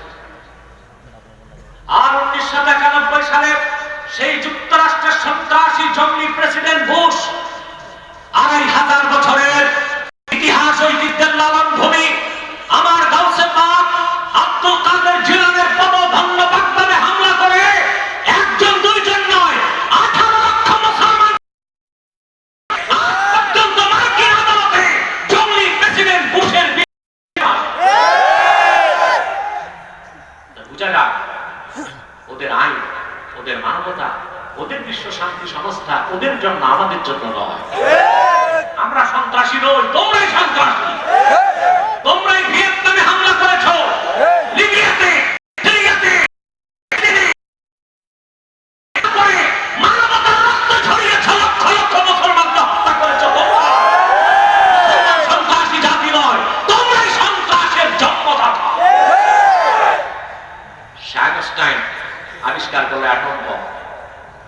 সূত্রটা আপেক্ষিক আণবিক ভর, তৈরি হলো বোমা। আর সারা পৃথিবীতে 22,000 অ্যাটম বোম আছে। একসাথে যদি ফুটে সারা পৃথিবীটাই আটলান্টিক ও প্রশান্ত মহাসাগরের মতো সমুদ্র হয়ে যাবে। এটা মুসলমান বলে নেই, তোমরা করেছ। আমার ভাইরা, সেই আইনস্টাইনের আরেকটি যুগান্তকারী সূত্র স্পেস এন্ড টাইম। আইনস্টাইন বলেছে যে স্থান ভেদে সময় আলাদা আলাদা। এটাও আইনস্টাইন কোরআন থেকে চুরি করছে। তবে বেঈমান ছিল তো, কোরআনের পুরো তথ্যটা নিতে পারে না। সে বলেছে কোন একজন মানুষকে যদি একটি চোঙ্গার মধ্যে ভরা হয়, তারপর যদি লোকটিকে ফোর্স ক্রিয়েট করা হয়, লোকটি যদি উপরের দিকে যায়, তার গতি যদি হয় সেকেন্ডে 7 কিলোমিটার, পাওয়ার অফ গ্রেভিটেশন তাকে আটকাতে পারবে না। লোকটি দূরবর্তী কোনো নক্ষত্রে যে 2 বছর থেকে আবার যদি পৃথিবীতে আসে, সে দেখবে তার চলে পার হয়েছে 2 বছর, পৃথিবীর পার হয়েছে 200 বছর। সে বলতে চেয়েছে একটা জাগতিক সময়, একটা মহাজাগতিক সময়। এটাও সে কোরআন থেকে চুরি করেছে। তবে বেঈমান ছিল তো, কোরআনের পুরাটা নিতে পারে না। আল্লাহ কোরআনে কি বলছে? আল্লাহ পাক বলেন, তা'রুজুল মালাইকাতু ওয়ার রূহু ইলাইহি ফি ইয়াউমিন কানা মিকদারুহু 50,000 সানা। আল্লাহ পাক বলেন, হাসর ময়দান কিয়ামতের একদিন দুনিয়ার 50,000 বছরের সমান হবে। এটা কি স্পেস এন্ড টাইম? এক এক জায়গায় এক এক সময়। এটা কি বিজ্ঞানের অবদান না কোরআনের? যারা বলেন বিজ্ঞানের না কোরআনের? আমার মুসলমান ভাইরা, আরেকটি দৃষ্টান্ত দেখেন। লোহা দেখছেন? আশ্চর্য, এই লোহাটা কোথা থেকে আসে? মাটির নিচ থেকে। কোরআনে একটা সূরা আছে না হাদিদ। হাদিদ মানে লোহা। ওখানে আল্লাহ বলেন লোহা আসছে আকাশ থেকে, উপর থেকে। সুবহানাল্লাহ বলেন না? কোরআনের এই তথ্যের কাছে আধুনিক বিজ্ঞান তার মস্তক নত করে দিয়েছে। আল্লাহ পাক সূরা হাদিদে বলেন, ওয়া আনজালনাল হাদিদা ফীহি বা'সুন শাদীদুন ওয়া মানাফি'ু লিন-নাস। আমি লোহাকে আকাশ থেকে নাজিল করেছি, যাতে আছে প্রবল শক্তি এবং মানুষের জন্য বহুমাত্রিক কল্যাণ। বিজ্ঞান কোরআনের সাথে মাথা নত করে দিচ্ছে। তারা বলতেছে কথা ঠিক, লোহা তৈরিতে দরকার 15 লক্ষ ডিগ্রি সেলসিয়াস তাপমাত্রা। পৃথিবীতে কখনোই এই তাপ ছিল না, এই তাপ আছে শুধু সূর্যে। সেজন্য তারা বলতে চায় 450 কোটি বছর আগে সূর্যে মহা বিস্ফোরণ ঘটেছিল। তখন লোহার এক বিরাট টুকরা সূর্য থেকে ছিটকে পৃথিবীতে এসেছে। বিজ্ঞান বলে এখন, কোরআন বলো 1000 বছর আগে। সুবহানাল্লাহ। কোনটা আগে, কোরআন না বিজ্ঞান? কোরআন। বিজ্ঞান দিয়ে কোরআন জাস্টিফাই করবেন না কোরআন দিয়ে বিজ্ঞান? কোরআন দিয়ে বিজ্ঞান। কোরআন চির সত্য, মহাসত্য, ধ্রুব সত্য, সত্যের সত্য। এই মহাসত্যের মানদণ্ড দিয়ে আমরা বিজ্ঞান, দর্শন, মতবাদ, মতাদর্শকে যাচাই বাছাই করবো। ঠিক কিনা বলেন? এই জন্য আল্লাহ বলেছেন কোরআনকে এ হলো বিজ্ঞানময় কিতাবের বাণী। বলেন সুবহানাল্লাহ। আমার দুঃখ হয় ইউরোপে, আমেরিকাতে যত বড় পণ্ডিত এবং বিজ্ঞানী, তারা একের পর এক মুসলমান হয়ে যাচ্ছে। ইউরোপ আমেরিকায় জোয়ারের পানির মতো মুসলিম ইসলাম গ্রহণ করে মুসলমান হচ্ছে। মার্কেল অ্যাঞ্জেলা বলেছে 2050 সালে ফ্রান্সে মুসলমান হবে টপ মোস্ট পপুলেটেড নেশন। ফ্রান্সে 1 নাম্বার জাতি হবে মুসলমান 2050 সালে। পরোক্ষভাবে মার্কেল অ্যাঞ্জেলা এটাই বলতে চেয়েছে 2050 সালে ফ্রান্সের ক্ষমতা মুসলমানের হাতে যাবে। আল্লাহু আকবার বলেন মুসলমান। মার্কিন যুক্তরাষ্ট্রের পলিসি মেকার এবং থিঙ্ক ট্যাঙ্ক যারা যুক্তরাষ্ট্র চালায় তারা বলেছে 2040 সালে আমেরিকায় মুসলমান হবে দ্বিতীয় বৃহত্তম জাতি। কত সালে? সেই সূত্র ধরে আমি বলবো 2040 সালে যুক্তরাষ্ট্রে যদি মুসলমান দ্বিতীয় বৃহত্তম জাতি হয়, ইনশাআল্লাহ 2080 সালে যুক্তরাষ্ট্রের হোয়াইট হাউসে আল্লাহ সে বিশ্বাস আমরা রাখতে পারি। দুঃখটা সোনার বাংলায় নয়। এখানে ছাত্ররা কলেজ পার হয়ে বিশ্ববিদ্যালয়ের বারান্দায় ঘুরলেই ব্লগার হয়, নাস্তিক হয়, ইসলাম থেকে সরে যায়। এটা আফসোসের বিষয়। মুসলমানের সন্তান বিশ্ববিদ্যালয়ে যে পণ্ডিত হবে, জ্ঞানী হবে, কিন্তু হয় কি? ইসলাম ছেড়ে দেয়, লেফটিস্ট হয়, নাস্তিক হয়, কোরআনের বিপক্ষে কথা বলে কাজ করে। 2 পাতা বিজ্ঞান পড়ে বেটা তুমি বিজ্ঞানী হয়ে গেছো, আর ইউরোপ আমেরিকার মহাবিজ্ঞানীরা কোরআনের সামনে বক্তব্যের মতো করে দিচ্ছে। তাহলে সকল বিজ্ঞান কোথায়? কোরআন বিজ্ঞানের বই না, কিন্তু সকল বিজ্ঞানী কোরআনের মধ্যে আল্লাহ জমা করে দিয়েছেন। সুবহানাল্লাহ। সেই জন্য সূরা রহমানে আল্লাহ বলেছেন তিলকা আয়াতুল কিতাবিল হাকিম, এই হলো বিজ্ঞানময় কিতাবের বাণী। বলেন সুবহানাল্লাহ। শেষ আয়াত অনুবাদ করে মুনাজাত করে দিচ্ছি। আল্লাহ পাক বলেন হুদাও ওয়া রাহমাতাল লিল মুহসিনিন।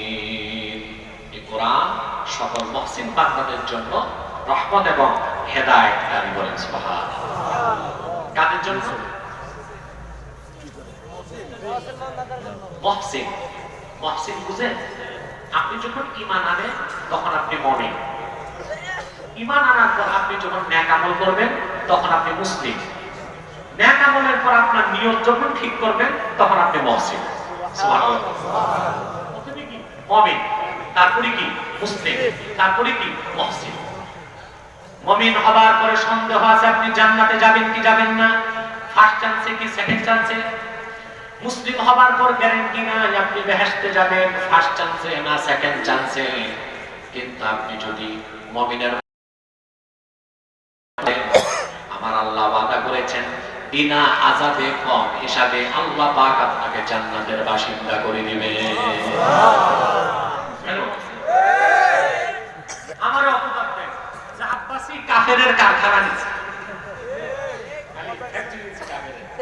আমি মানুষকে কাফের বলি। এই যে কোরআন ছুঁয়ে বললাম মুসলমান, আল্লাহ আমার সাক্ষী, কোন একজন মুসলমানকে আমি কাফের বলি না। তাদেরকে কাফের করেছি। এই দেশে আমি নাম বলবো না, নাম বলে আমি ফিতনা লাগাবো না, আপনারা বুঝেন জানেন। এই দেশে এক বক্তা বলেছে যে যুগে নবী নাই, আলেমরাই সেই যুগে নবী। এই কথা বলে সে খতমের উপর অস্বীকার করেছে। যে খতমের উপর অস্বীকার করে সে কোরআনকে অস্বীকার করছে।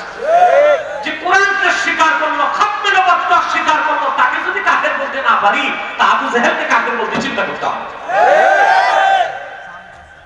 এই দেশে এক বক্তা লাগামহীন বক্তব্য দিলেন, রাসূলুল্লাহ শানে সিক্স প্যাক শব্দ ব্যবহার করলেন। তারপরে আম্মা জান খাদিজার শানে বলল তিনি ইনটেক ছিলেন না। ইনটেক ছিলেন না, এটা অর্থ বুঝছেন?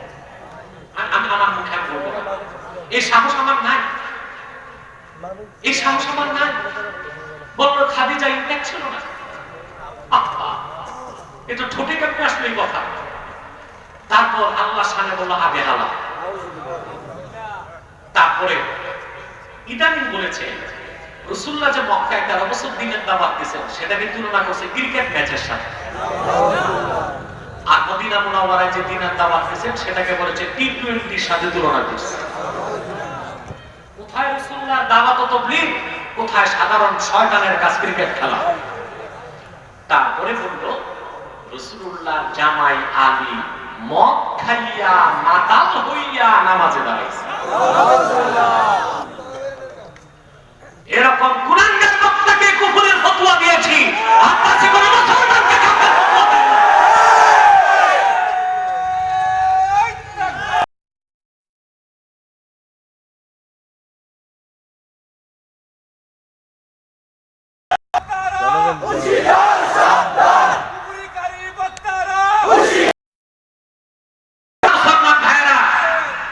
যতদিন তোমরা তোমাদের বক্তাদের মুখে লাগাম দিতে না পারবা, আল্লাহ সাহেব আমার নবী মুহাম্মদ সাল্লাল্লাহু আলাইহি ওয়াসাল্লামের আরশ চুম্বি মর্যাদা ও শানের খেলা প্রত্যেকটা দিবে আব্বাসের কণ্ঠ বন্ধ করতে পারবে না। কুফরের ফতোয়া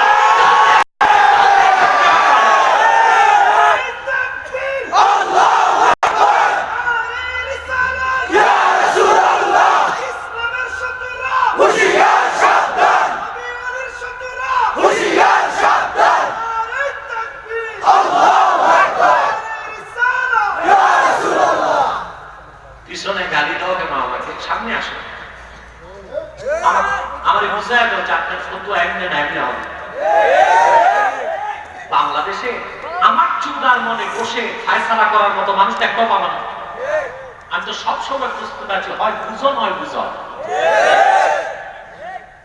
মহান রব্বুল ইজ্জতকে সাক্ষী করে বলছি, আমার অন্য ফতোয়ায় ভুল করতে পারো, হয়তো আমি তো মানুষ, ভুল হইতে পারে, কিন্তু যাদেরকে কুফরির ফতোয়া দিয়েছে কিয়ামত তক চেষ্টা করে কলম বসাবার ক্ষমতা নাই। সাবধান হও, মুখে লাগাম টেনে ধরো। আগে মানুষ আসে, এখন যাই ইমান যা স্টেজে রাইতে আসে। এমন সব কথা হচ্ছে আজকে স্টেজগুলোতে। জনগণকে সাবধান হতে হবে, সতর্ক হতে হবে। এইরকম লাগাম কুফরি বক্তব্য যারা আল্লাহ তার রাসূলের বিপক্ষে বলে, এরা কারো কাছে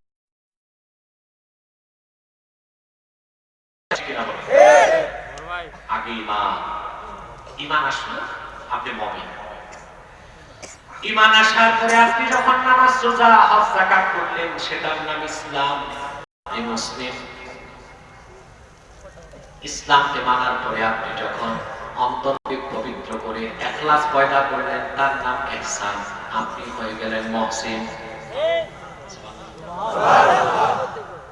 মুমিন হবার পর, মুসলিম হবার পর বেহেশতে যাবেন সন্দেহ নাই, তবে ফার্স্ট চান্সও যেতে পারেন, সেকেন্ড চান্সও কথা বলেন। কিন্তু যদি আপনি ঈমান আর ইসলামের পরে ইহসানকে ধারণ করতে পারেন, আল্লাহ পাক ওয়াদা করেছেন বিনা আযাবে কম হিসাবে আল্লাহ পাক আপনাকে প্রথম চান্সে জান্নাত দিয়ে দিবেন। সেজন্য আল্লাহ বলেছেন হুদাউ ওয়া রাহমাতাল লিল মুহসিনিন, মুহসিনদের জন্য রহমতের ভান্ডার আর হেদায়েতকারী বলেন সুবহানাল্লাহ। আমার নূর নবী মুহাম্মদ সাল্লাল্লাহু আলাইহি ওয়াসাল্লাম ১৫০০ বছর আগে এই ৩০ পারা কোরআন রেখে গেছেন।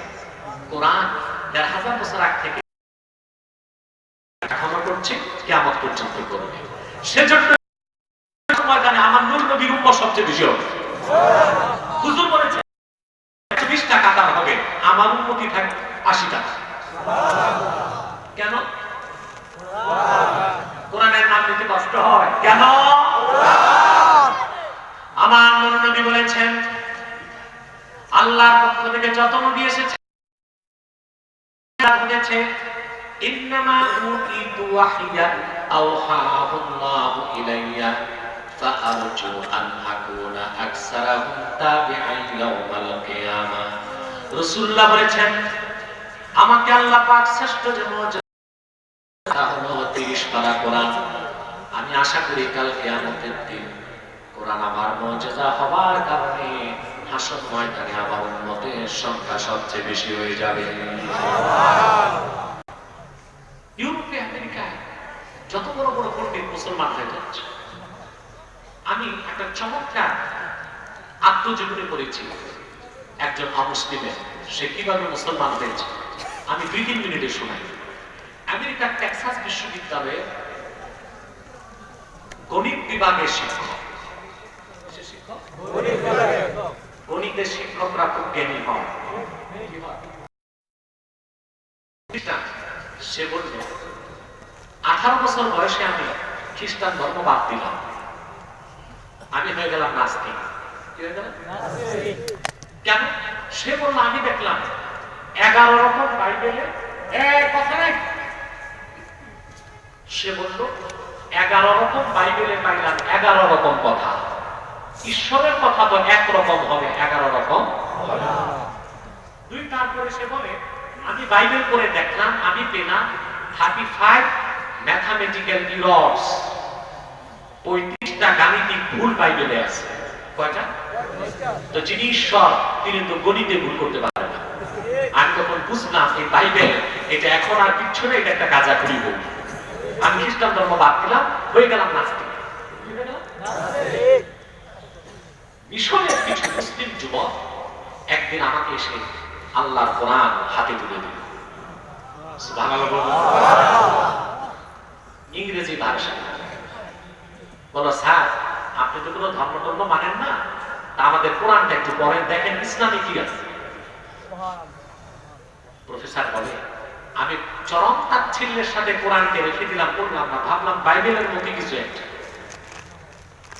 তিনি বলেন, আমার কিছুদিন পর ফ্ল্যাট চেঞ্জ করলাম। ফ্ল্যাট বুঝেন তো, বাসা বাড়ি।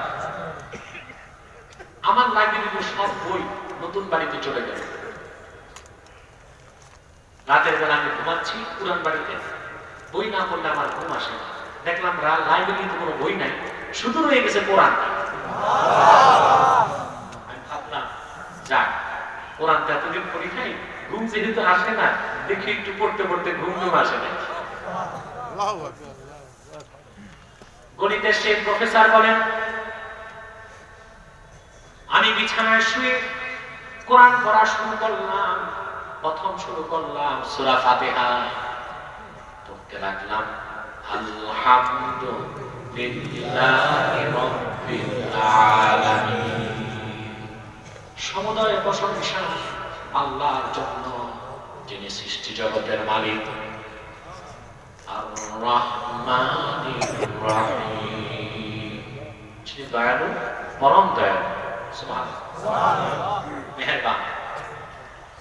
মালিক ইয়াউমিদ্দিন, বিচার দিনের মালিক। আমি ভাবলাম এবার পৃষ্ঠার পর পৃষ্ঠা স্রষ্টার প্রশংসায়। হঠাৎ দেখলাম প্রসঙ্গ চেঞ্জ হয়ে গেছে। ইয়াকা না'বুদু ওয়া ইয়াকা নাস্তাঈন। আমরা তোমারই কাছে তোমারই ইবাদত করি আর তোমারই কাছে সাহায্য চাই। ভাবলাম এবার চলতে থাকবে ইবাদতের কথা পৃষ্ঠার পর পৃষ্ঠা। দেখি না প্রসঙ্গ চেঞ্জ হয়ে গেছে। ইহদিনাস সিরাতাল মুস্তাকিম, আমাদেরকে সহজ সরল পথ দেখাও। সেই সায়েন্টিস্ট বলল, কোরআনের 7টি আয়াত পড়া যখন শেষ হলো, আমার হৃদয়ে যত প্রশ্ন ছিল তার জবাব দিতে লাগলাম। দীর্ঘকাল হৃদয়ে যে নাস্তিকতার প্রাচীর গড়ে উঠেছিল, কোরআনের 7টি আয়াত তা ভেঙে চুরমার করে দিল। আমার তাওহীদকে আমার হৃদয়ে দিল। সকালবেলা সেই গণিতের প্রফেসর টেক্সাস বিশ্ববিদ্যালয়ের ক্যাম্পাসে যে ঘোষণা করলো, আশহাদু আল্লা ইলাহা ইল্লাল্লাহ রাসূলুল্লাহ সাল্লাল্লাহু আলাইহি ওয়াসাল্লাম। মুসলমান এভাবে কোরআন মানুষকে হেদায়েত করে। সুবহানাল্লাহ। যে ব্যক্তি মানুষ কোরআন শুধু মুসলমানের জন্য নয়, সবার হেদায়েতকারী, ঠিক কিনা? আল্লাহর ভাষায় কথাটা শুনেন। আল্লাহ পাক বলেন, শাহরু রমাদানাল্লাযী উনজিলা ফীহিল কুরআন হুদান লিন-নাসি ওয়া বাইয়িনাতিন মিনাল হুদা ওয়াল ফুরকান। রমজান মাসে কোরআন নাযিল হয়েছে। এই কোরআন পৃথিবীর সকল যুগের, দেশের, বর্ণের, বংশের মানুষের জন্য হেদায়েতকারী। বলেন সুবহানাল্লাহ। অন্য জায়গায় বলেন হুদান ওয়া রাহমাতান লিল মুসলিমিন। পৃথিবীর সব মুসলমানের জন্য কোরআন হেদায়েতকারী। অন্য জায়গায় বলেন ইয়া আইয়ুহান নাসু ক্বাদ জাআতকুম মাউইযাতুম মির রাব্বিকুম ওয়া শিফাউন লিমা ফিস সুদূর ওয়া হুদান ওয়া রাহমাতুন লিল মুমিনিন।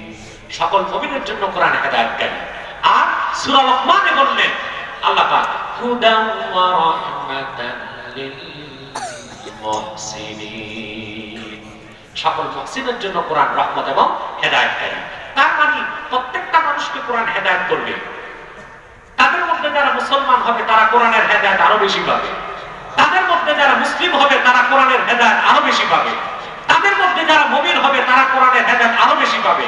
তাদের মধ্যে যারা মুহসিন হবে তারা সর্বোচ্চ এবং পরিপূর্ণ হেদায়েতটা কোরআন থেকে লাভ করবে। সাদাকাল্লাহু আযীম ওয়া সাদাকা রাসূলুহুল নবিয়্যুল কারীম ওয়া নাহনু আলা যালিকা মিনাশ শাহিদিন ওয়াশ শাকিরিন ওয়াল হামদুলিল্লাহি রাব্বিল আলামিন। একটি লোক আর দাঁড়াবেন না, এক্ষুনি মুনাজাত করে দিচ্ছি আমি ইনশাআল্লাহ। আগামী ইকবাল তোমার প্রোগ্রামটা কত তারিখ? আগামী জানুয়ারির 10-11 তারিখ পান্ডুগড়ে 7 এলাকা নিয়ে বিশাল মাহফিল।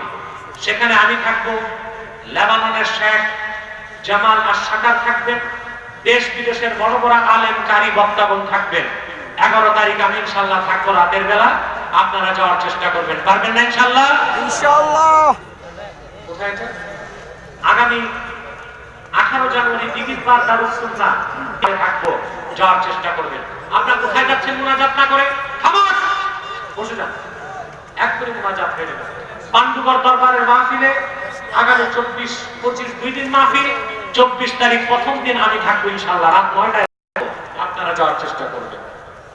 চলুন 31শে ডিসেম্বর খামার গ্রাম, এগুলো সব পরে শুনবেন। আসুন আমরা একটু দরুদ সালাম করি, তারপর দোয়া করি মহব্বতে। কেউ যাবেন না, দৌড়াদৌড়ি করবেন না।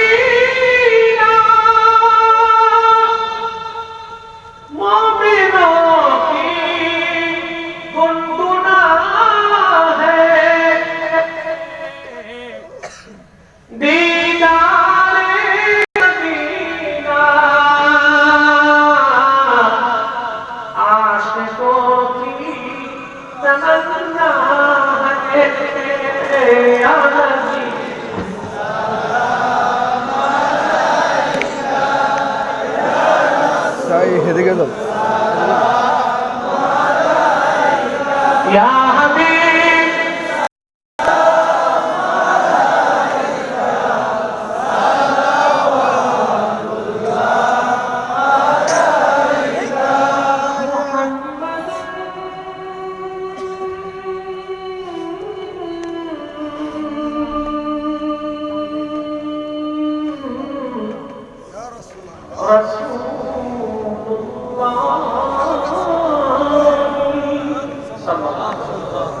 ختم الله به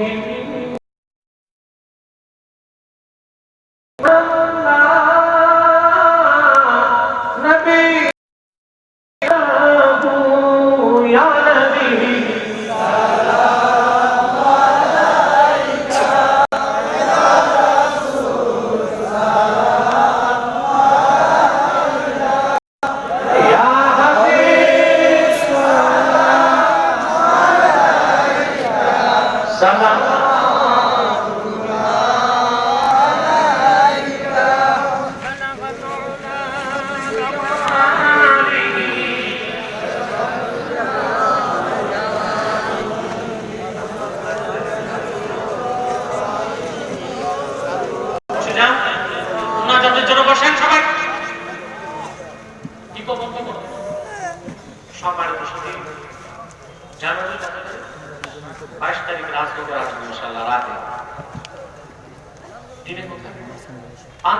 জানুয়ারির 14 তারিখ দিনে বাদে জোহর এটা যাওয়ার চেষ্টা করতে হবে।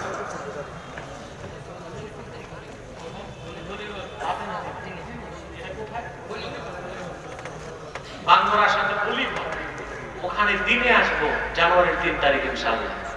এই প্রোগ্রামগুলোতে যাওয়ার চেষ্টা করবেন। আজকে প্রশ্ন থাক অনেক রাত হয়ে গেছে আর আমি খুবই অসুস্থতা নিয়ে আজকে ওয়াজ করছি, আপনারা বুঝতে পেরেছেন। ইনশাআল্লাহ আশেপাশে আসলে দিনে বা রাতে প্রশ্নগুলো আব্দুল কুদ্দুস আমার মুরাদনগরের তাহরিকে খাতমে নবুয়ত মুরাদনগর শাখার সভাপতি কোথায় তার কাছে জমা রাখেন, উত্তরগুলো পাবেন ইনশাআল্লাহ। আমি দোয়া চাই এই কলেজের প্রতিষ্ঠাতা আবুল হাশেম সাহেবের জন্য, অসুস্থ আছে। এই কলেজের অনেক প্রিন্সিপাল শিক্ষক ইন্তেকাল করেছে, তাদের জন্য দোয়া করবেন। অনেক ফল ব্যবসায়ী দুনিয়া থেকে বিদায় নিয়েছে, আব্বা আম্মার জন্য দোয়া চাই, দোয়া তো হবে ইনশাআল্লাহ। দূর দূরান্ত থেকে যারা এসেছেন সবার জন্য দোয়া হবে। আমাদের সম্মানিত প্রধান অতিথি মাননীয় ইউসুফ আব্দুল্লাহ হারুন সাহেব দোয়া চেয়েছেন, তিনি অসুস্থতার কারণে আসতে পারেন না। আমাদের সভাপতি কামাল চেয়ারম্যানের জন্য খাস দোয়া করবেন। মাহফিলটার জন্য তার অনেক নৈতিক সমর্থন, আর সবচেয়ে বেশি মাহফিলটার পক্ষে যার কাজ তিনি আমাদের হাবিব। আলহামদুলিল্লাহ প্রতি বছর এই মাহফিলটার বিরুদ্ধে একটি টিকটিকি মার্কা কুচুকরি মহল চক্রান্ত করে আছে না, এই চক্রান্তটাকে নস্যাৎ করে দেয় আমাদের হাবিব। আল্লাহ যেন তার সাহসকে বাড়িয়ে দেবেন।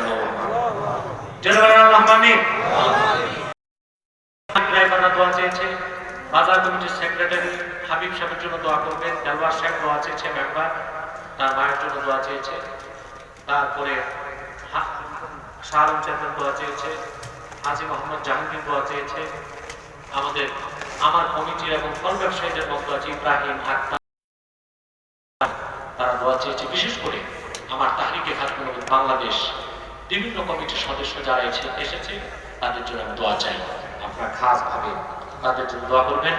বিশেষ করে আমার কমিটির একজন অন্যতম নেতা আক্তার চেয়ারম্যান, তার মেয়ের জামাই ইন্তেকাল করেছে, তার জন্য দোয়া চেয়েছে, দোয়া করবেন। কয়েকটা প্রশ্ন তারপরে এসে গেছে। কোন মসজিদে জামাত হয়ে যাওয়ার পরে দ্বিতীয় জামাত পড়ার সময় একামত দিতে হবে কিনা, দিলে সওয়াব হবে, মুস্তাহাব। মুয়াজ্জিন একামত দেওয়ার আগে নামাজের কাতা সোজা করে তা বলা যাবে কিনা, না, এটা বিদআত। কাতা সোজা করার নির্দেশ মুয়াজ্জিন দিবে না, ইমাম দিবে। কে দিবে? এটা সুন্নাত। 2 নম্বর হচ্ছে কাতা সোজা কখন করবেন? আমাদের দেশে একামতের আগে দাঁড়িয়ে কাতা সোজা করে দাঁড়ায়, তাহলে একামতের দরকার নেই। একামত আল্লাহ দিয়েছেন কাতা সোজা করতে। রাসূলুল্লাহর জামানায় নামাজের আগে একামতের আগে কেউ কোনো সাহাবী কাঁধা সোজা করে দাঁড়ান নাই। এই জন্য একামতের আগে দাঁড়ানো যাবে, কিন্তু কাঁধা সোজা করে দাঁড়ায় যাবেন একামতের আগে, এটা সম্পূর্ণ সুন্নতের খেলাফ বেদাতে চাইয়া। সহিহ বুখারী সৌদি আরবের ছাপ প্রথম খণ্ড 120 পৃষ্ঠার হাদিস। সাহাবী বলেছেন, ইদা উকিমাতিস সালাহ ফাউদ্দিলাতিস সুফুফু। রাসূলুল্লাহর জামানায় একামত শেষ হলো, তারপর দাঁড়িয়ে আমরা কাঁধা সোজা করলাম, তারপর কাঁধা সোজা করা হলো। এভাবে প্রত্যেকটা রিওয়ায়াতে পাওয়া যায় যে একামতের পর কাঁধা সোজা করবে। যখনই দাঁড়ায় একামতের পর দাঁড়ানোটাই সুন্নাত। আল্লাহু আকবার বললে দাঁড়াতে পারবেন, শাহাদাতের সময় দাঁড়াতে পারবেন, হাইয়া আলা সালার সময় দাঁড়াতে পারবেন। অনেক ইমামের মতে কাতকামাতের সালার পর দাঁড়ানো যাবে।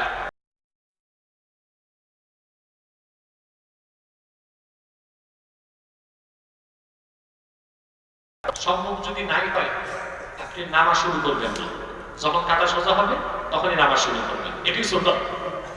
মুসলিমের হাদিস, একামতের পর রাসূলুল্লাহ সাল্লাল্লাহু আলাইহি ওয়াসাল্লাম সাহাবীদের দিকে ফিরতেন, নামাজ শুরু করতেন না, তারপর বলতেন সাব্বু সুফুফাকুম ফা ইন্না তাসওয়াতাস সুফুফি মিন তামামিস সালাহ। এই কথা রাসূলুল্লাহ বলতেন, কাঁধা সোজার পর রাসূলুল্লাহ নামাজ শুরু করতেন।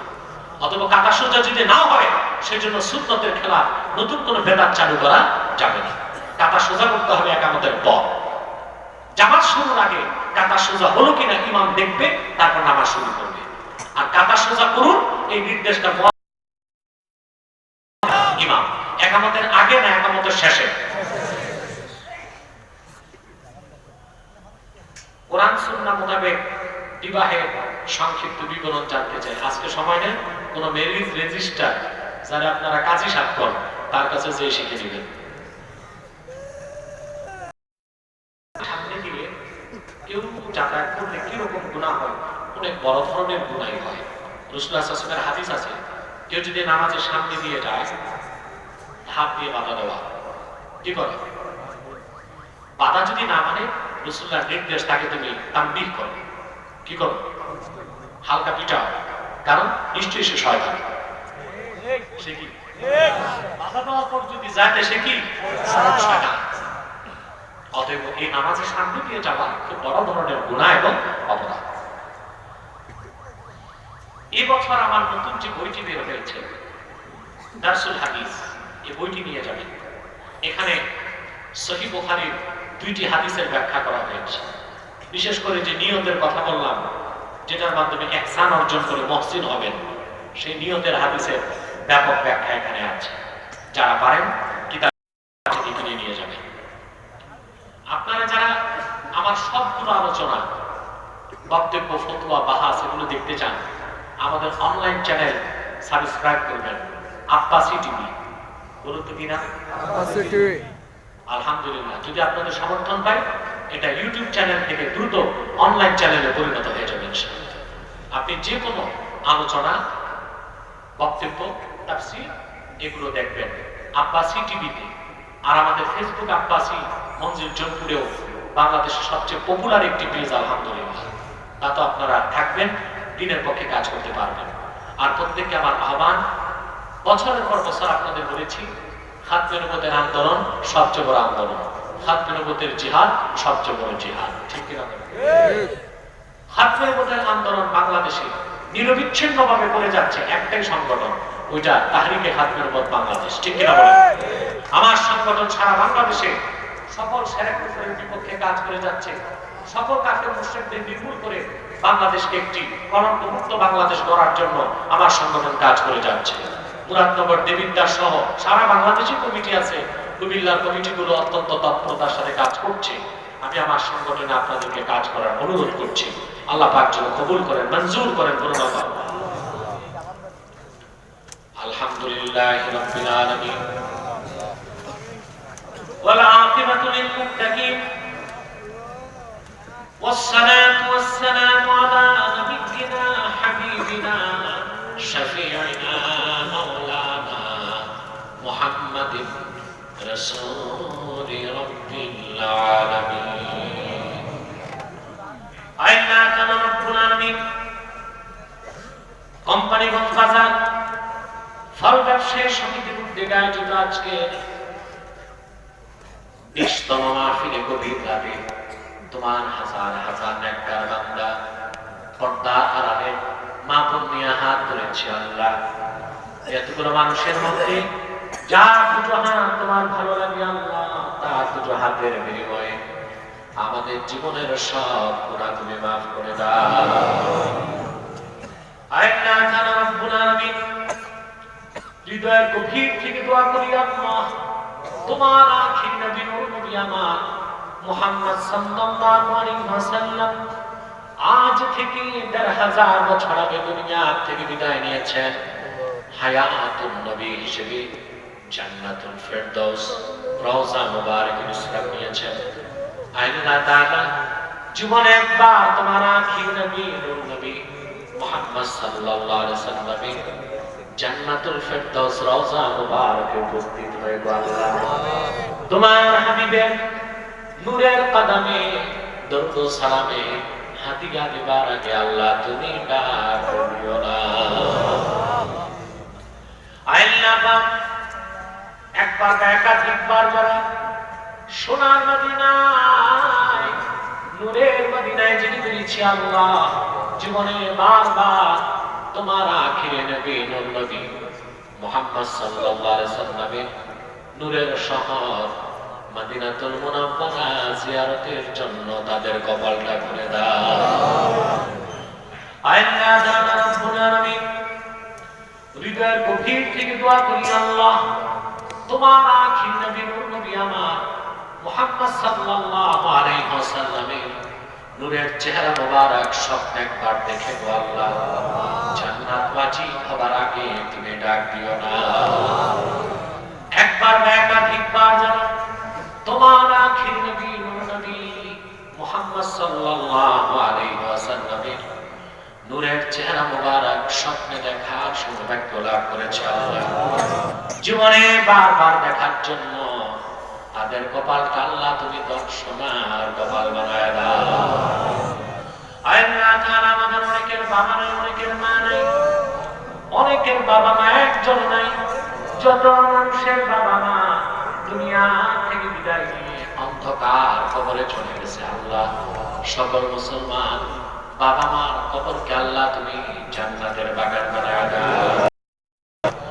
আল্লাহ রাব্বুল আলামিন, এই ব্যবসায়ীদের এই মাহফিলে যারা ধন দিয়েছে, যারা মন দিয়ে হেঁটেছে, নৈতিক সমর্থন করেছে, আর্থিক সহায়তা করেছে, আইনি সহযোগিতা করেছে, সকলে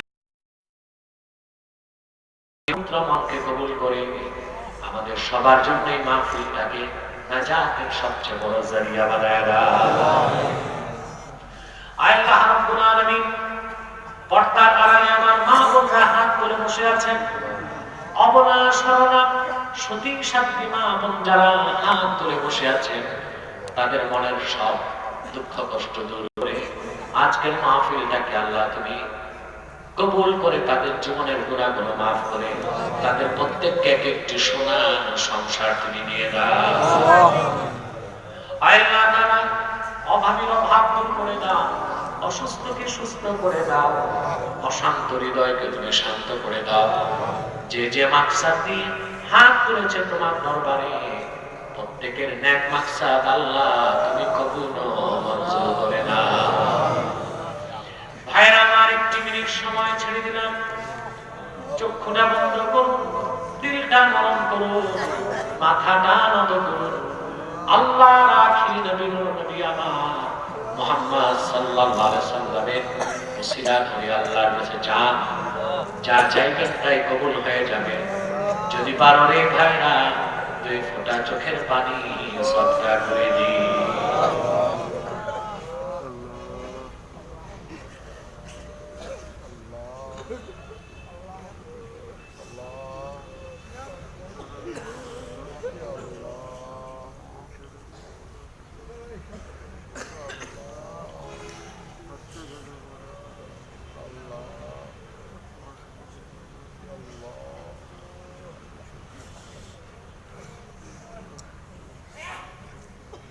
Allah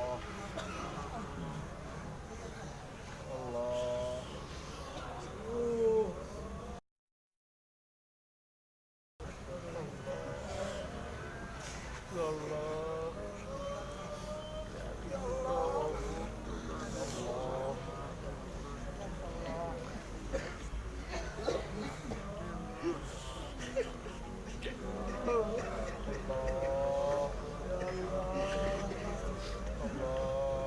বাবার কথা মায়ের কথা বলেন। আমরা জীবনে কত গুণা করেছি আমরা একটু খেয়াল করেন। 2 ফোঁটা চোখের পানি ফেলে দেন, তওবা হয়ে যাবে, গুনাহ মাফ হয়ে যাবে।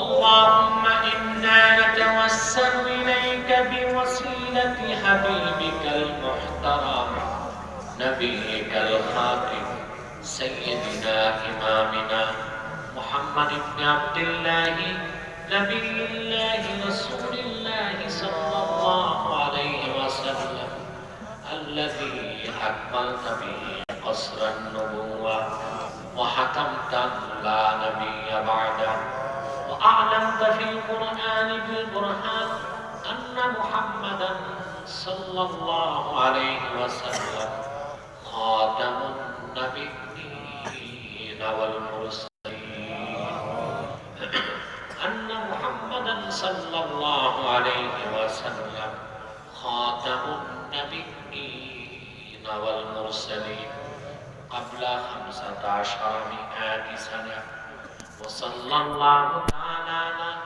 خير خلقه نبينا محمد نور الله وصحبه أجمعين برحمتك يا أرحم الراحمين. السلام عليكم আসসালামু আলাইকুম। ورحمة الله تعالى